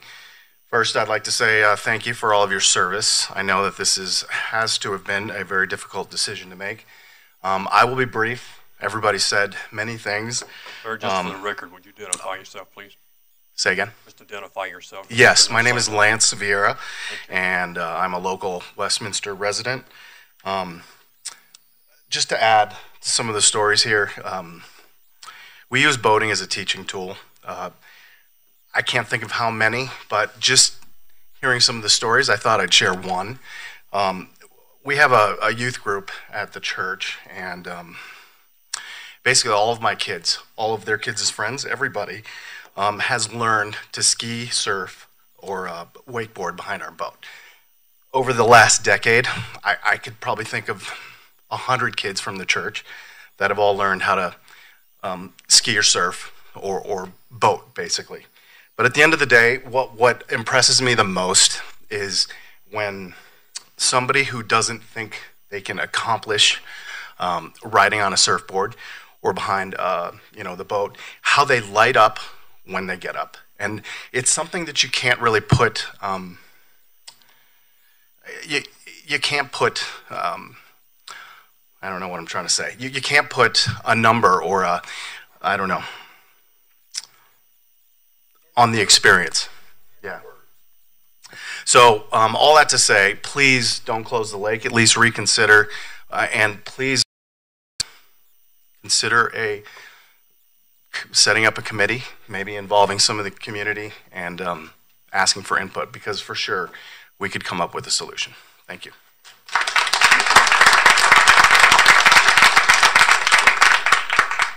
Okay, for the public comment period, this is the last call for someone who wants to come forward that did not sign up.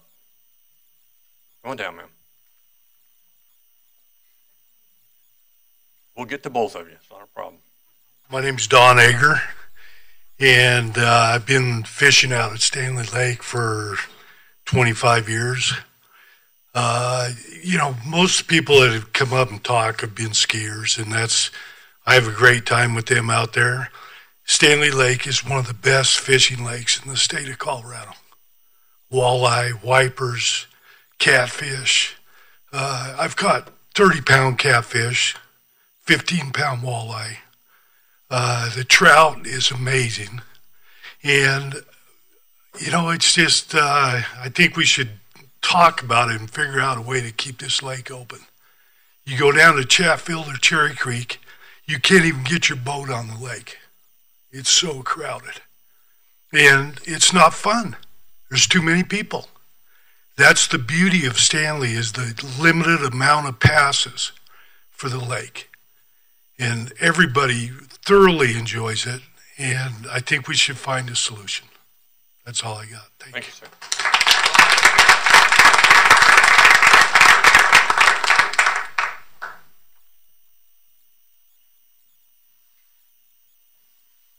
Okay, take your time. Hello, my name is Jennifer Matheson.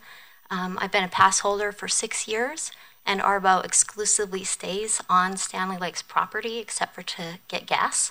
And then in the winter, it's already too cold to, the 7 months out of the year, it's already too cold to go anywhere else within a reasonable distance. So it is exclusively on Stanley Lake for 12 months out of the year.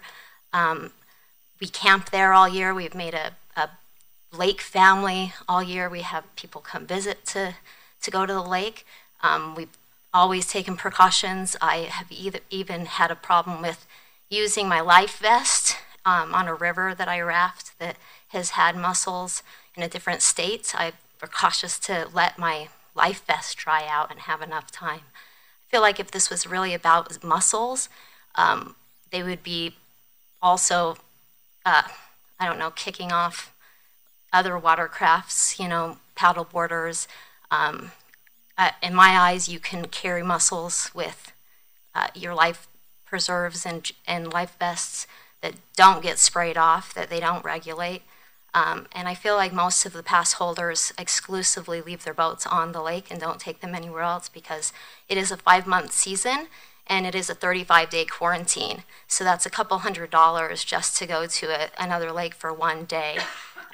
So we really cherish the lake, and I also cherish the drinking water, but I feel like the majority of people take more than enough precautions to make sure that the lake is safe for swimming, drinking, and all the things that the city of Westminster provide.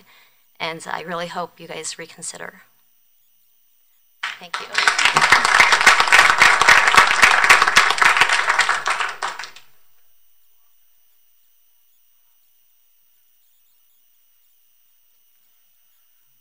My name's Randy Kerr. I live across the street on Elkhart Street. I look at the lake.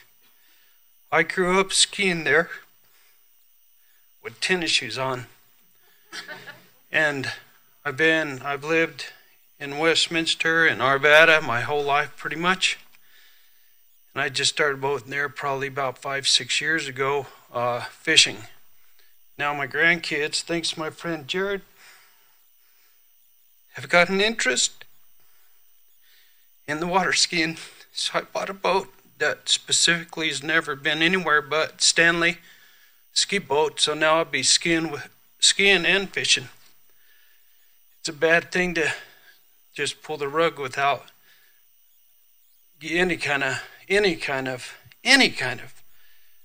input from the people that need to keep this going. I'm 60 years old and I've skied, snowmobiled, dirt biked. If I put a tattoo of all the stuff I've done, there wouldn't be nowhere to put anymore.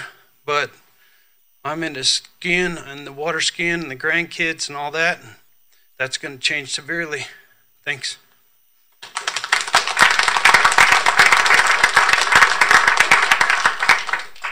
Okay, anyone else? All right, I want to ask you to be patient for a couple of minutes. Oh, you got some, come on up. My name is Chris Hale. I'll be short. I think one piece people haven't talked about is the economic impact you're going to have around the area. I mean, we have boat dealers, yep. We have gas stations, grocery stores, restaurants. I mean, there's tens of thousands a weekend going through those gas stations. There's going to be a bigger impact than you guys are looking at just at 500 boaters. I think you guys are kind of short-sighting it, and in the long run, you're going to see a lot more of an impact in the overall economics of Westminster from it. I think we need to look at it a little bit better. I think we've gone to meetings and been shooed away because we're boaters. There's a reason why you guys have been doing that. And it's not a real fair idea. This whole thing's been kind of done behind the scenes versus out in the open. And none of us are cheating the tag. People are. They should be punished. We're not doing it. We don't want to see zebra mussels. I've seen them. They're bad. But there's a lot of science. There's a lot of things that can be done. There's, like somebody else said, we can put filters on our ballasts. Those filters have to be reset every year. They're proven to stop the zebra mussels. There's a lot of things that can be done. There's a lot of options. Nobody's thought of any options. And I think there's been kind of a plan for this for the last 3 or 4 years. We went to a meeting about the lake, about what they wanted to do for the future. Nobody wanted to talk to the boaters about anything. It was just about the paddleboards, about what they're going to do with trails. And it seemed like we were getting pushed out more and more. So I don't think this was just a knee-jerk reaction. I think this has been planned out for a while. I think there's some money involved. I think you guys need to rethink this whole thing. I think you're going to actually hurt yourselves a little bit more economically than you think you are. There's a reason why people move up here. There's some really nice houses being built around that lake. That might not continue, and people might not be buying houses there. I'm looking at houses to move out of Westminster. If we can't have Stanley Lake, there's no reason to be there. So you guys might want to open up and maybe look at the long-term impact, not the short-term. Thank you.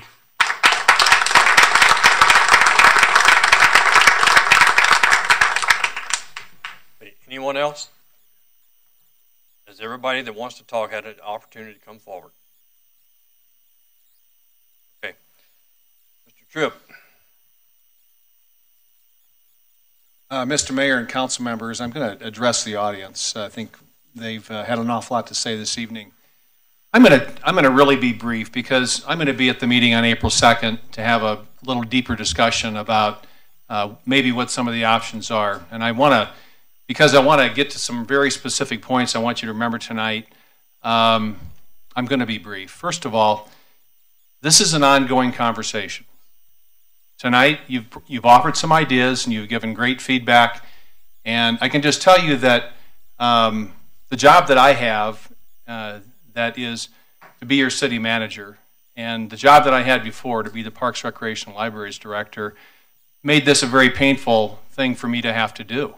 It's not something that was not done without an awful lot of thought. So that's the first thing I just want to leave with you. The second thing is I want you to understand that this is my decision.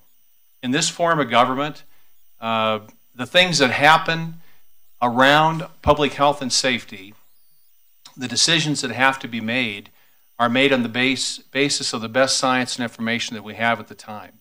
And we do it in a lot of different areas, from water quality to public safety to a whole number of different types of things that we do in city government. But at the end of the day, just so you're really clear about it, this is a city council meeting tonight where we're here to talk about a number of items on the agenda. But these folks who I work for, who are elected officials, this really was not their decision. This was my decision. I just want you to know that I want you to know that fact. So how does this decision get made? I want to talk about that just a little bit. Towards the end of last year, the staff that work for me, that work in parks, recreation, libraries, and our water utility came to me and said that they had learned and were confirming at the time that folks that had been using our lake that had found a way to get around the system that we had in place since 2007 and travel from lake to lake. And that the consequence of that could be that zebra mussel could be brought into our lake. So they recommended to me at that time that we not allow future boating on the lake until such time as we could be certain that it would be safe. What I said to them was, I don't want to make any decision right now. This is a really difficult. I have a lot of people who have bought boats, who live near the lake. A lot of people love this activity. Of course, they knew that too. But I said, I need to have you do everything you possibly can to research this and to look at it. And we won't make this decision until you've written a report on this that we can look at, that we're certain that this is the right decision for 2009. And if there's any way that we can stay open in 2009 through some modified program, I'd like to see it do that. And they were asked to do that. You know, these are professional people who care an awful lot about not only our fresh drinking water supply, but about our citizens in the community. So it's a really, really tough thing for them. So a couple of weeks ago, they just completed this report to me. And it's at that time when we decided to notify you and let you know that for 2009. Now, I don't want to offer unreasonable, unrealistic expectation beyond now, or that this could change, because something would have to change in our comfort that we can provide water supply for 300,000 people that rely on it. And until we get to that point and we're certain, we couldn't change this. And you have to understand that. That continued to be our recommendation. But as I said to begin with here, this is a conversation that's ongoing. We're going to come out to a meeting at April 2nd. If you have ideas, I heard some tonight, we've written them all down, this has all been recorded. If you've got specific ideas of ways that we can make absolutely sure that we can look at all of the 300,000 people in multiple jurisdictions that rely on this drinking water supply, that it won't be contaminated, that there's no way to get around the system, we'll look at that. And if there's a way that we can do it, we'll attempt to bring boating back to this lake. But I'm not going to make any guarantee here tonight, because the most important responsibility we have of all of this is to make sure that that drinking water supply is protected. So I'm going to conclude just by telling you that your stories, you know, in a lot of ways, very highly disappoint me with what we've had to do here. I appreciate them, and I'm very sorry that this has happened. I'm particularly sorry that it happened so late. We took this just as late as we possibly could this year to not have to eliminate boating in 2019, and we sit here today needing to make this decision. I hope to see you on April 2nd, and I hope that in that situation I can meet you a little bit more one-on-one. So thank you. And thank you, Mayor, for a chance to respond to us. Okay. You have anything else? No, sir. Council, this is your opportunity for any comments you have. And then after that, we'll take a short pause. Ms. Sykes? Thank you, Mr. Mayor. I want to say thank you to everyone who came out tonight and shared with us your clear frustration, hurt, and anger in a lot of cases at the decision that was made by the city. I share with you that Stanley Lake is a very precious resource and something that we have built this city around. Stanley Lake is, as Don Tripp said, our source of drinking water. And so I understand the decision that was made, but I also understand your frustration and the huge amount of investment, history, family and affinity that you have for the lake.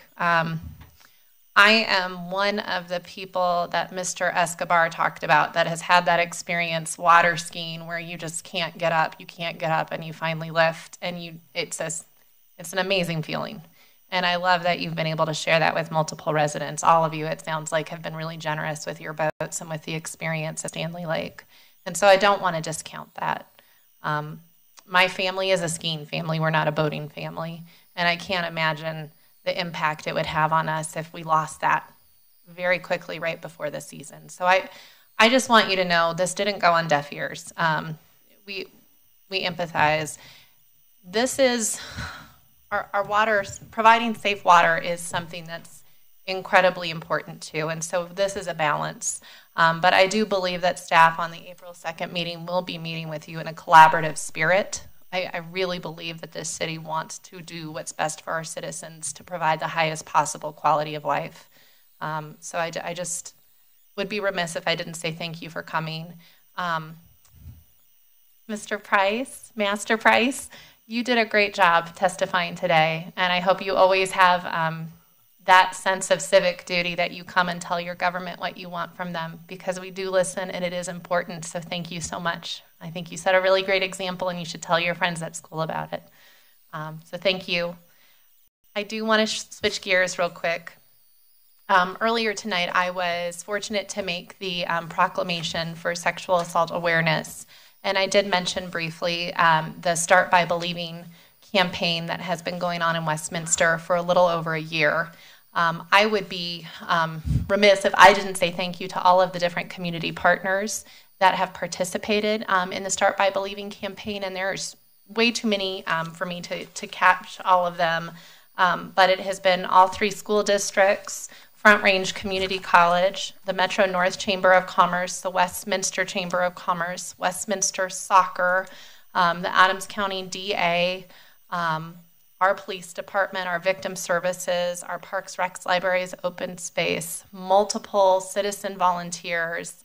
I know I'm forgetting some, all of our advocacy, Ralston House, Wings, the Blue Bench, have all come together to talk to our community about how to respond if you're an outcry witness. Most survivors of assault don't go to the police first. They tell a family member or a friend. And most people don't know how to respond. They don't think about being put in that circumstance. And so Start by Believing simply tells us that the best way to respond to someone who's been assaulted is to let them know that you believe them, that it's not their fault, and ask how you can help. We know that if people who are believed when they first disclose, they have less trauma and they're more likely to report to police. So I would ask all of you to look at our website, westybelieves.com, and take the pledge to Start by Believing. Thank you for coming tonight. I hope you guys come on April 2nd as well.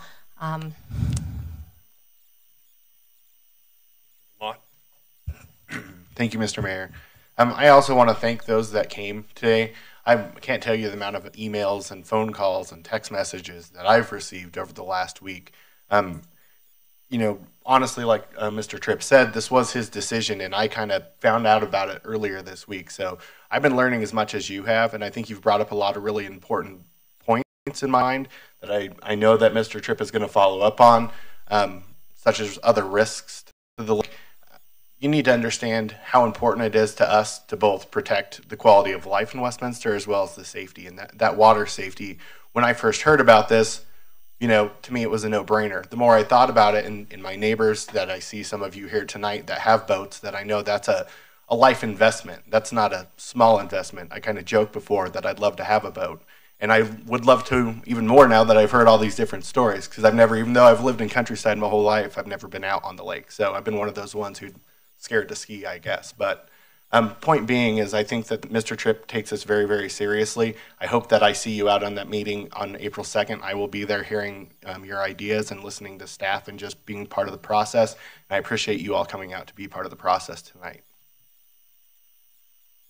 Well, as Mr. Tripp and the council members have said, for those of you who took the time to write emails, thank you. For showing up here tonight, even more so. I know all of you would have something better to do than come in here tonight. one thing I will tell you that I hope you realize that we do have a lot of people who come here that have an agenda. It's not necessarily what you're talking about, but they do have the right to speak, have the right to be heard. We may not agree with them, we may not agree with some of the things they say, but they still have that right. Unfortunately, sometimes it gets offensive to those sitting in the audience, so for that I apologize. But we want to make sure everyone had a chance to hear. I would please ask you, go to the April meeting. Sit down and talk to the city manager, talk to the staff. You've got ideas, don't leave there without telling them about it. It's important that if you've got an idea that we may be able to try, God, give it to us.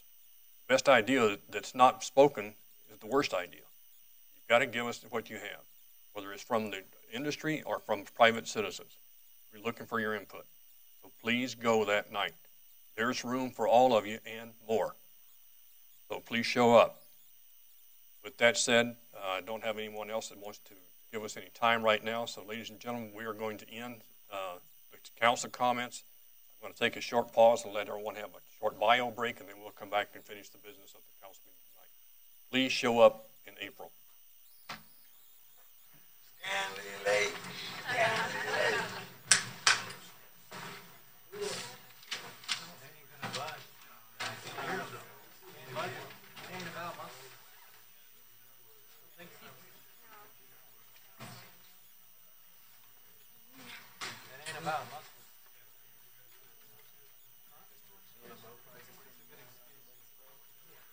Hey. Yeah, buddy. So fucking disappointed. I can't wait for that meeting. Minds have already been made up. Good, how are you doing? I don't know why specifically like why. I don't have balance. My vote's get on the property. What's the deal? Don't tell me it's about muscle. That's not what it is. You talk to me like more often. I just appreciate kind of conversation. That motherfucker. I'm all about it. $1,500 It's not about muscle.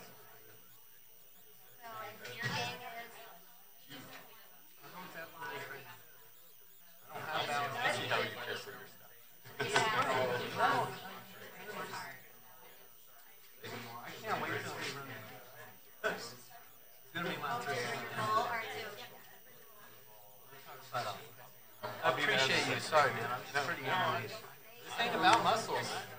It's not about muscles. If it were, you'd care more about the kayaks coming in. It's bullshit. It's fucking.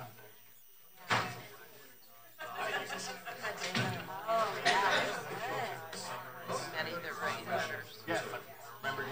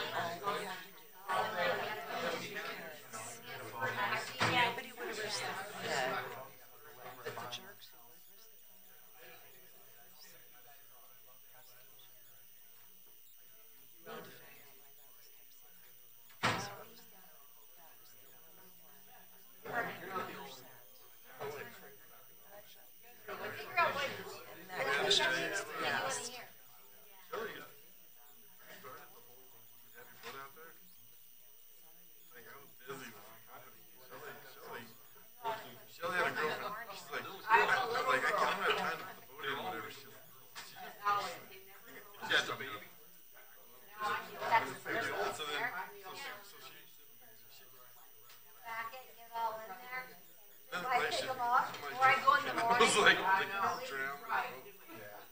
Did you see a few people drown their cars and their boats?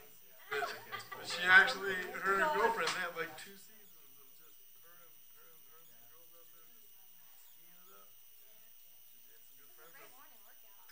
Yeah. And then when I was a kid. Well, this was. Yeah. When I was a kid. Actually, that was our first date was met at the Grizzly Rose. And then I asked her, I said, hey, you want to go water skiing? And then she thought, she didn't know that like we would work all day and then just ski the class at night. Yeah. She was like, Ski all day because the lake's huge. you know, but she thought I was like going to go a little bit by the time I looked back. No, I'm not going. I'm tired.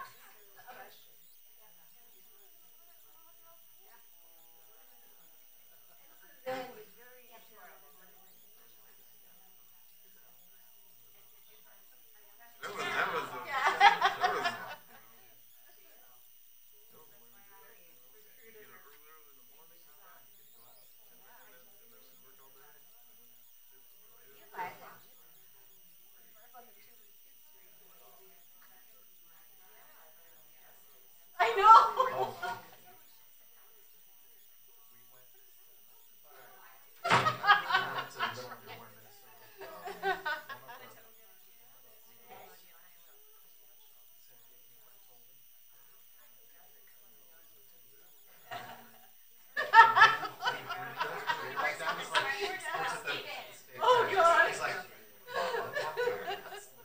All right, council, if we can get everybody to reconvene.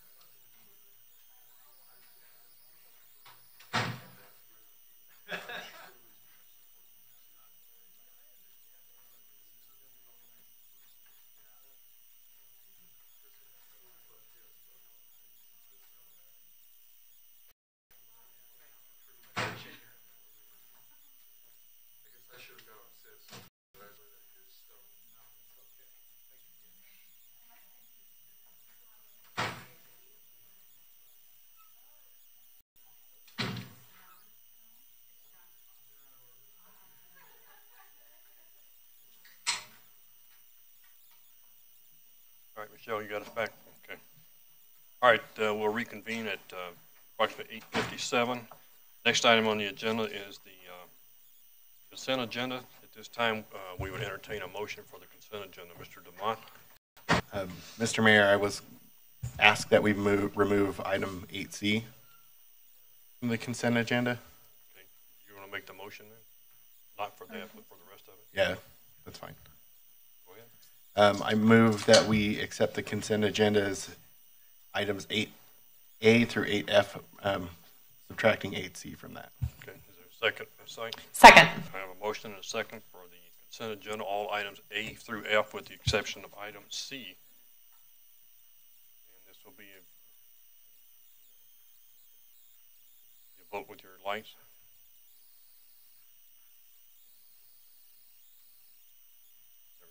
Motion carries on a 7-0. We have all items approved with the exception of item C. And we will open it up for a discussion at this time. Is there someone like to make the motion on item C? Ms. Sykes? Sorry, just opening it to it. Mr. Mayor, I'd like to move to pass Councilor's Bill number 5 on second reading, authorizing the city manager to execute a development assistance agreement with Westminster Peak LLC in substantially the same form as attached for the development of Block B4 in downtown Westminster. Ms. Scully? I second. I have a motion and a second. Any discussion? Mr. DeMont? Thank you, Mr. Mayor. I asked for this item to be removed. I wasn't here during the first reading. I'll be voting no on this item as I just couldn't make the connection that I thought it was worth the subsidy out of the taxpayers' money. Okay. Any other comments or questions from council?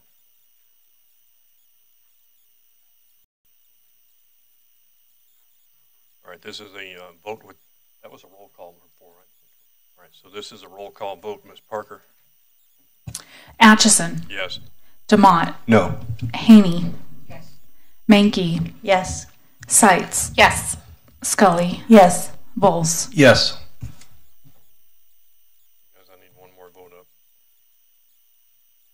up. There we go. All right.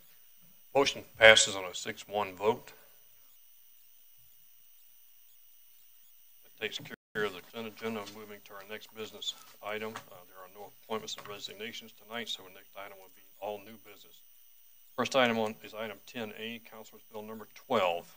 Ms. Scully. Thank you, Mr. Mayor. I move to pass Councilor's Bill number 12 on first reading, providing for a supplemental appropriation of funds to the 2018 budget of the General Water Utility Capital Project Reserve, Wastewater, Legacy Ridge, Walnut Creek, General Capital Outlay Replacement, General Capital Improvement, and sales and use tax funds. Mr. DeMont. Second. I have a motion and a second for Councilor's Bill number 12. Is there any comments or questions from council? Being none, this is also a roll call vote. Ms. Parker? DeMott. Yes. Haney. Yes. Mankey. Yes. Seitz. Yes. Scully. Yes. Bowles. Yes. Atchison. Yes. This motion carries on a 7-0 vote. Ms. Scully, would you take the second part of that, please? Yes, Mr. Mayor.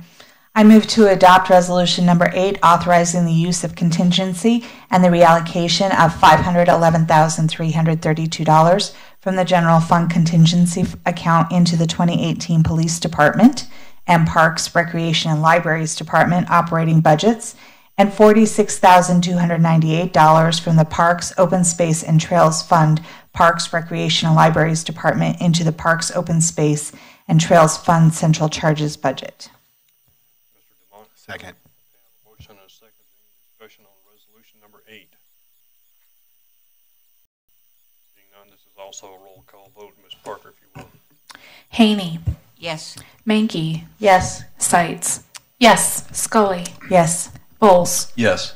Atchison. Yes. DeMott. Yes. Okay. Motion's carried on a 7-0 vote.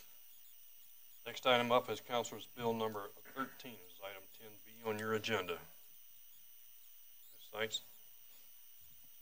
I move to pass Councilor's Bill number 13 on first reading, amending section 8-7-24 of the Westminster Municipal Code relating to water shortage or drought emergency plans and procedures. Ms. Scully, is there a second? Second.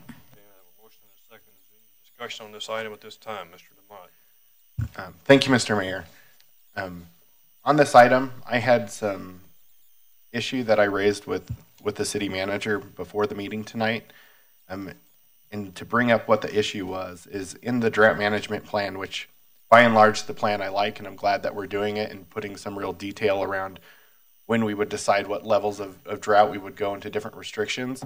What I'm uncomfortable with is that city council has taken out of the final design if we were going to go into a long-term drought. So what I would propose to you all is that we still allow the city manager to do some sort of short-term action so that we can get the ball moving once we hit one of those different levels and put us into the different levels of restriction. But if it was going to go longer than, say, my recommendation would be 30 days, that then it would have to come back to council to basically say we're going to stay into a long-term into whatever level it is.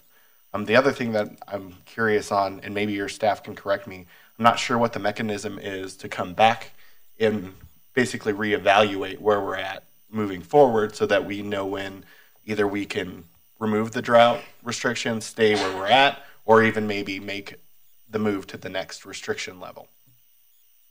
Mr. Tripp, any comments? Thank you. I'll take a part at the second question you asked, Sir Councilor DeMott. I believe that we're looking continuously at the model and that if we get into a situation where we think we can take off the drought restrictions, we would do that immediately as a matter of course. Thank you for bringing this to my attention. Your concerns about it. I've talked to a couple of other council members also, and here's what I'd suggest. We have an item that's published tonight, and it's under a particular recommendation. And I think if we want to take a look at altering that, I'd suggest that we draft something. You've got a study session next week. We bring it back to you and have you take a look at it then, and then vote on it the following week. Given better weather that we've had in terms of precipitation up in the mountains, our water folks have told me that they're comfortable with a little bit of a delay here. We were concerned about going into the season with maybe drought that we hadn't had for a while. The last thing that I'd say while I'm getting a chance to speak to it tonight, I really I support the original recommendation from the standpoint that it's made in the spirit of attempting to provide some science to the decision making and to make sure that we don't ever make this decision in the future on the basis of political pressure, you'd say, from maybe constituents who are impacted by drought restrictions. It's a little bit like other things that we've talked about in that, my role is to try to be there and executing kind of the science of the work through our experts. But I appreciate the concern, drought restrictions and the impact on the community. Certainly, they cross-section with your responsibility to the electorate. And having talked to the city attorney today and water resources staff, I think we can get to a place that meets both of our needs here and respects your representation of the public, and at the same time allows us to make sure we're going to protect the community. Ms. Sykes?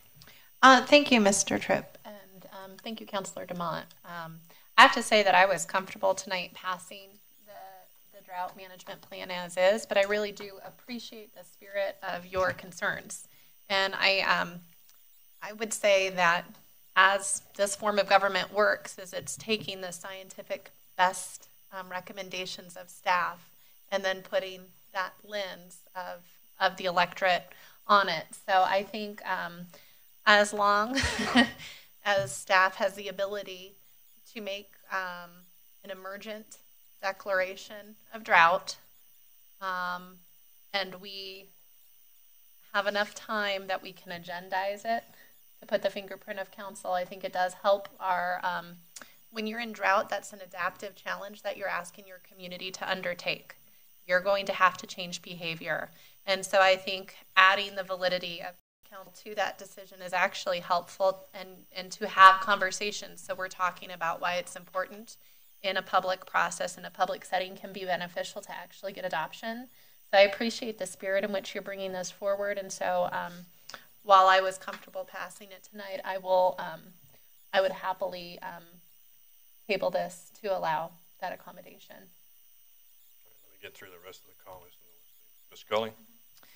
Thank you, Mayor Pro Tem Seitz and Councilor DeMont. I think both your points are very valid. And I was also very comfortable passing this tonight until we began to have this conversation a little bit. And then it occurred to me that it had already been in this code that we had an 11-day time limit to where the council could come back and support it, and then it was being proposed that it be removed, and so it got me to thinking why, and it got me to asking, well, why are we removing it, and is that the right thing to do? What is the purpose of it? And so that is the question I would like to work on, and so I too would also be in support of tabling this for another meeting, a study session next week perhaps. I am comfortable with where we are with our water currently, and have seen many reports on the current status of our drought and ours, not only locally but regionally, and so I am comfortable waiting a week or two before we dive into this.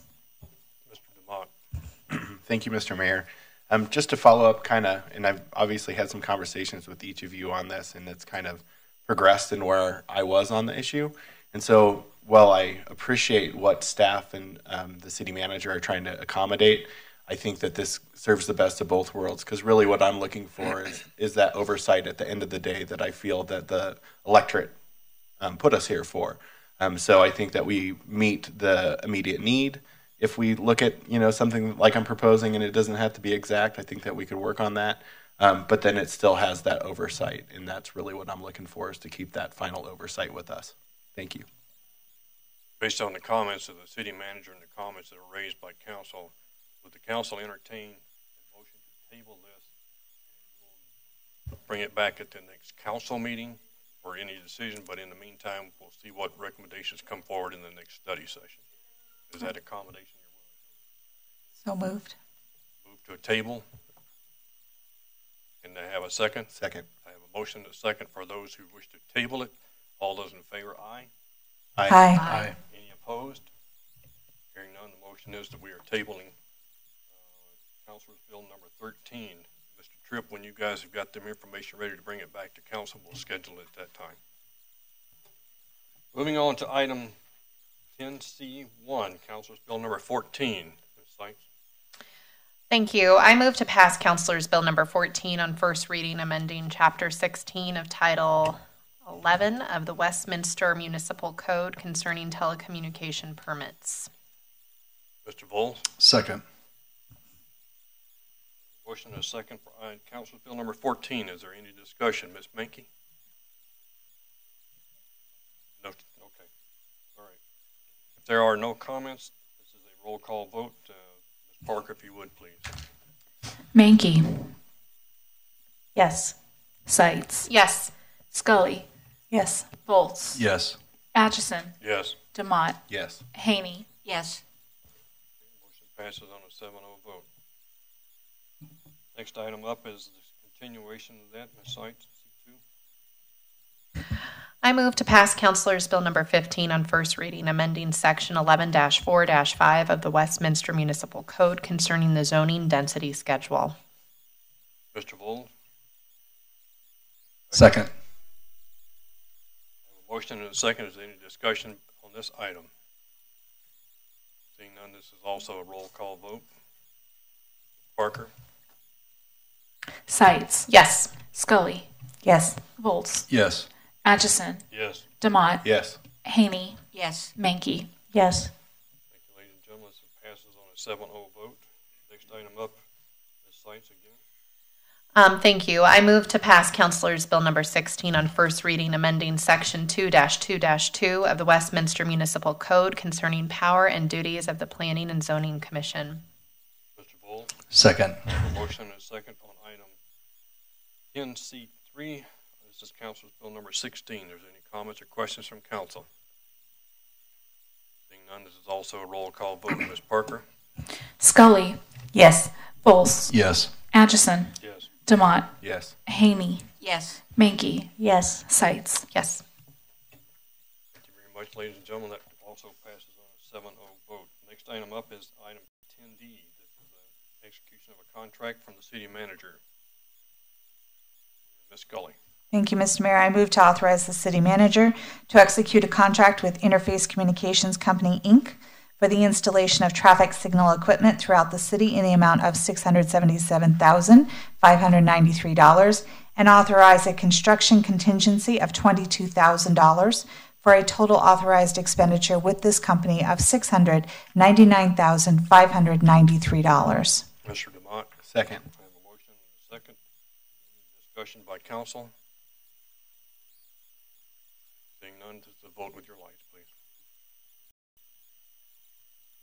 And the motion carries on a 7-0 vote. Ladies and gentlemen, that conducts the business of the city council for this agenda. At this time, we will adjourn as the Westminster City Council and reconvene under the previous roll call as the Westminster Economic Development Authority Board of Directors. Mr. Mayor, Yes, sir. if I might, Yes, sir.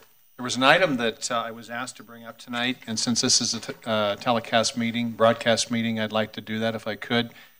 There's a program that's very popular in the city. It's the city's large item cleanup program, and we want to make sure that people are aware that the sign up for that closes next week at midnight on April 2nd. So those of you that are listening to the meeting this evening, you can contact us at streets@cityofwestminster.us or call us at 303-601.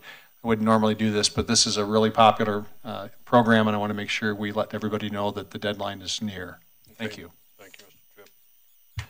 All right, as I indicated, we will adjourn as the City Council reconvene now as the Board of for the Westminster Economic Development Authority. At this time, the roll call from the previous meeting will stand. First item on the agenda is approval of the minutes of the January 14th meeting. Ms. Scully.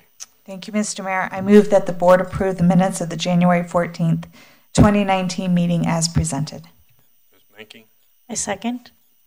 I have a motion and a second to accept the minutes. All in favor, aye. Aye. Any opposed? Hearing none, the motion is passed. First item on the agenda tonight is hold a public hearing on the budget amendment for the Westminster Economic Development Authority. Staff, is there any comments or anything you want to add on this? Okay. Council, do you have any questions on the budget proposal submitted by staff? Hearing none, at this time I will open up the hearing to the public to see if anyone has any comments or questions in regard to the proposed budget for the Westminster Economic Development Authority. Seeing none, we will close the public hearing. At this time, I will ask for a resolution number 197. Board member, Ms. Scully. Thank you, Mr. Chairman. I move to adopt resolution number 197, authorizing a supplemental appropriation to the 2018 Westminster Economic Development Authority budget. Ms. Seitz. Second. I have a recommendation from Board Member Scully and Seitz for a recommendation for the approval of resolution number 197. This is also a roll call vote. Ms. Parker.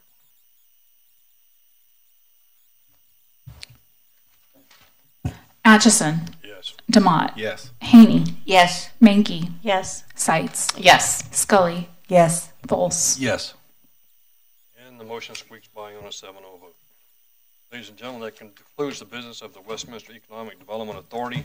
We do have one post-meeting item. This is the discussion on appointments for boards and commissions. And at this time, we'll ask the council, please, as soon as possible, re-adjourn to the council boardroom. And reminder that we have just over an hour left on our time limit. We'll see you quickly in the other room.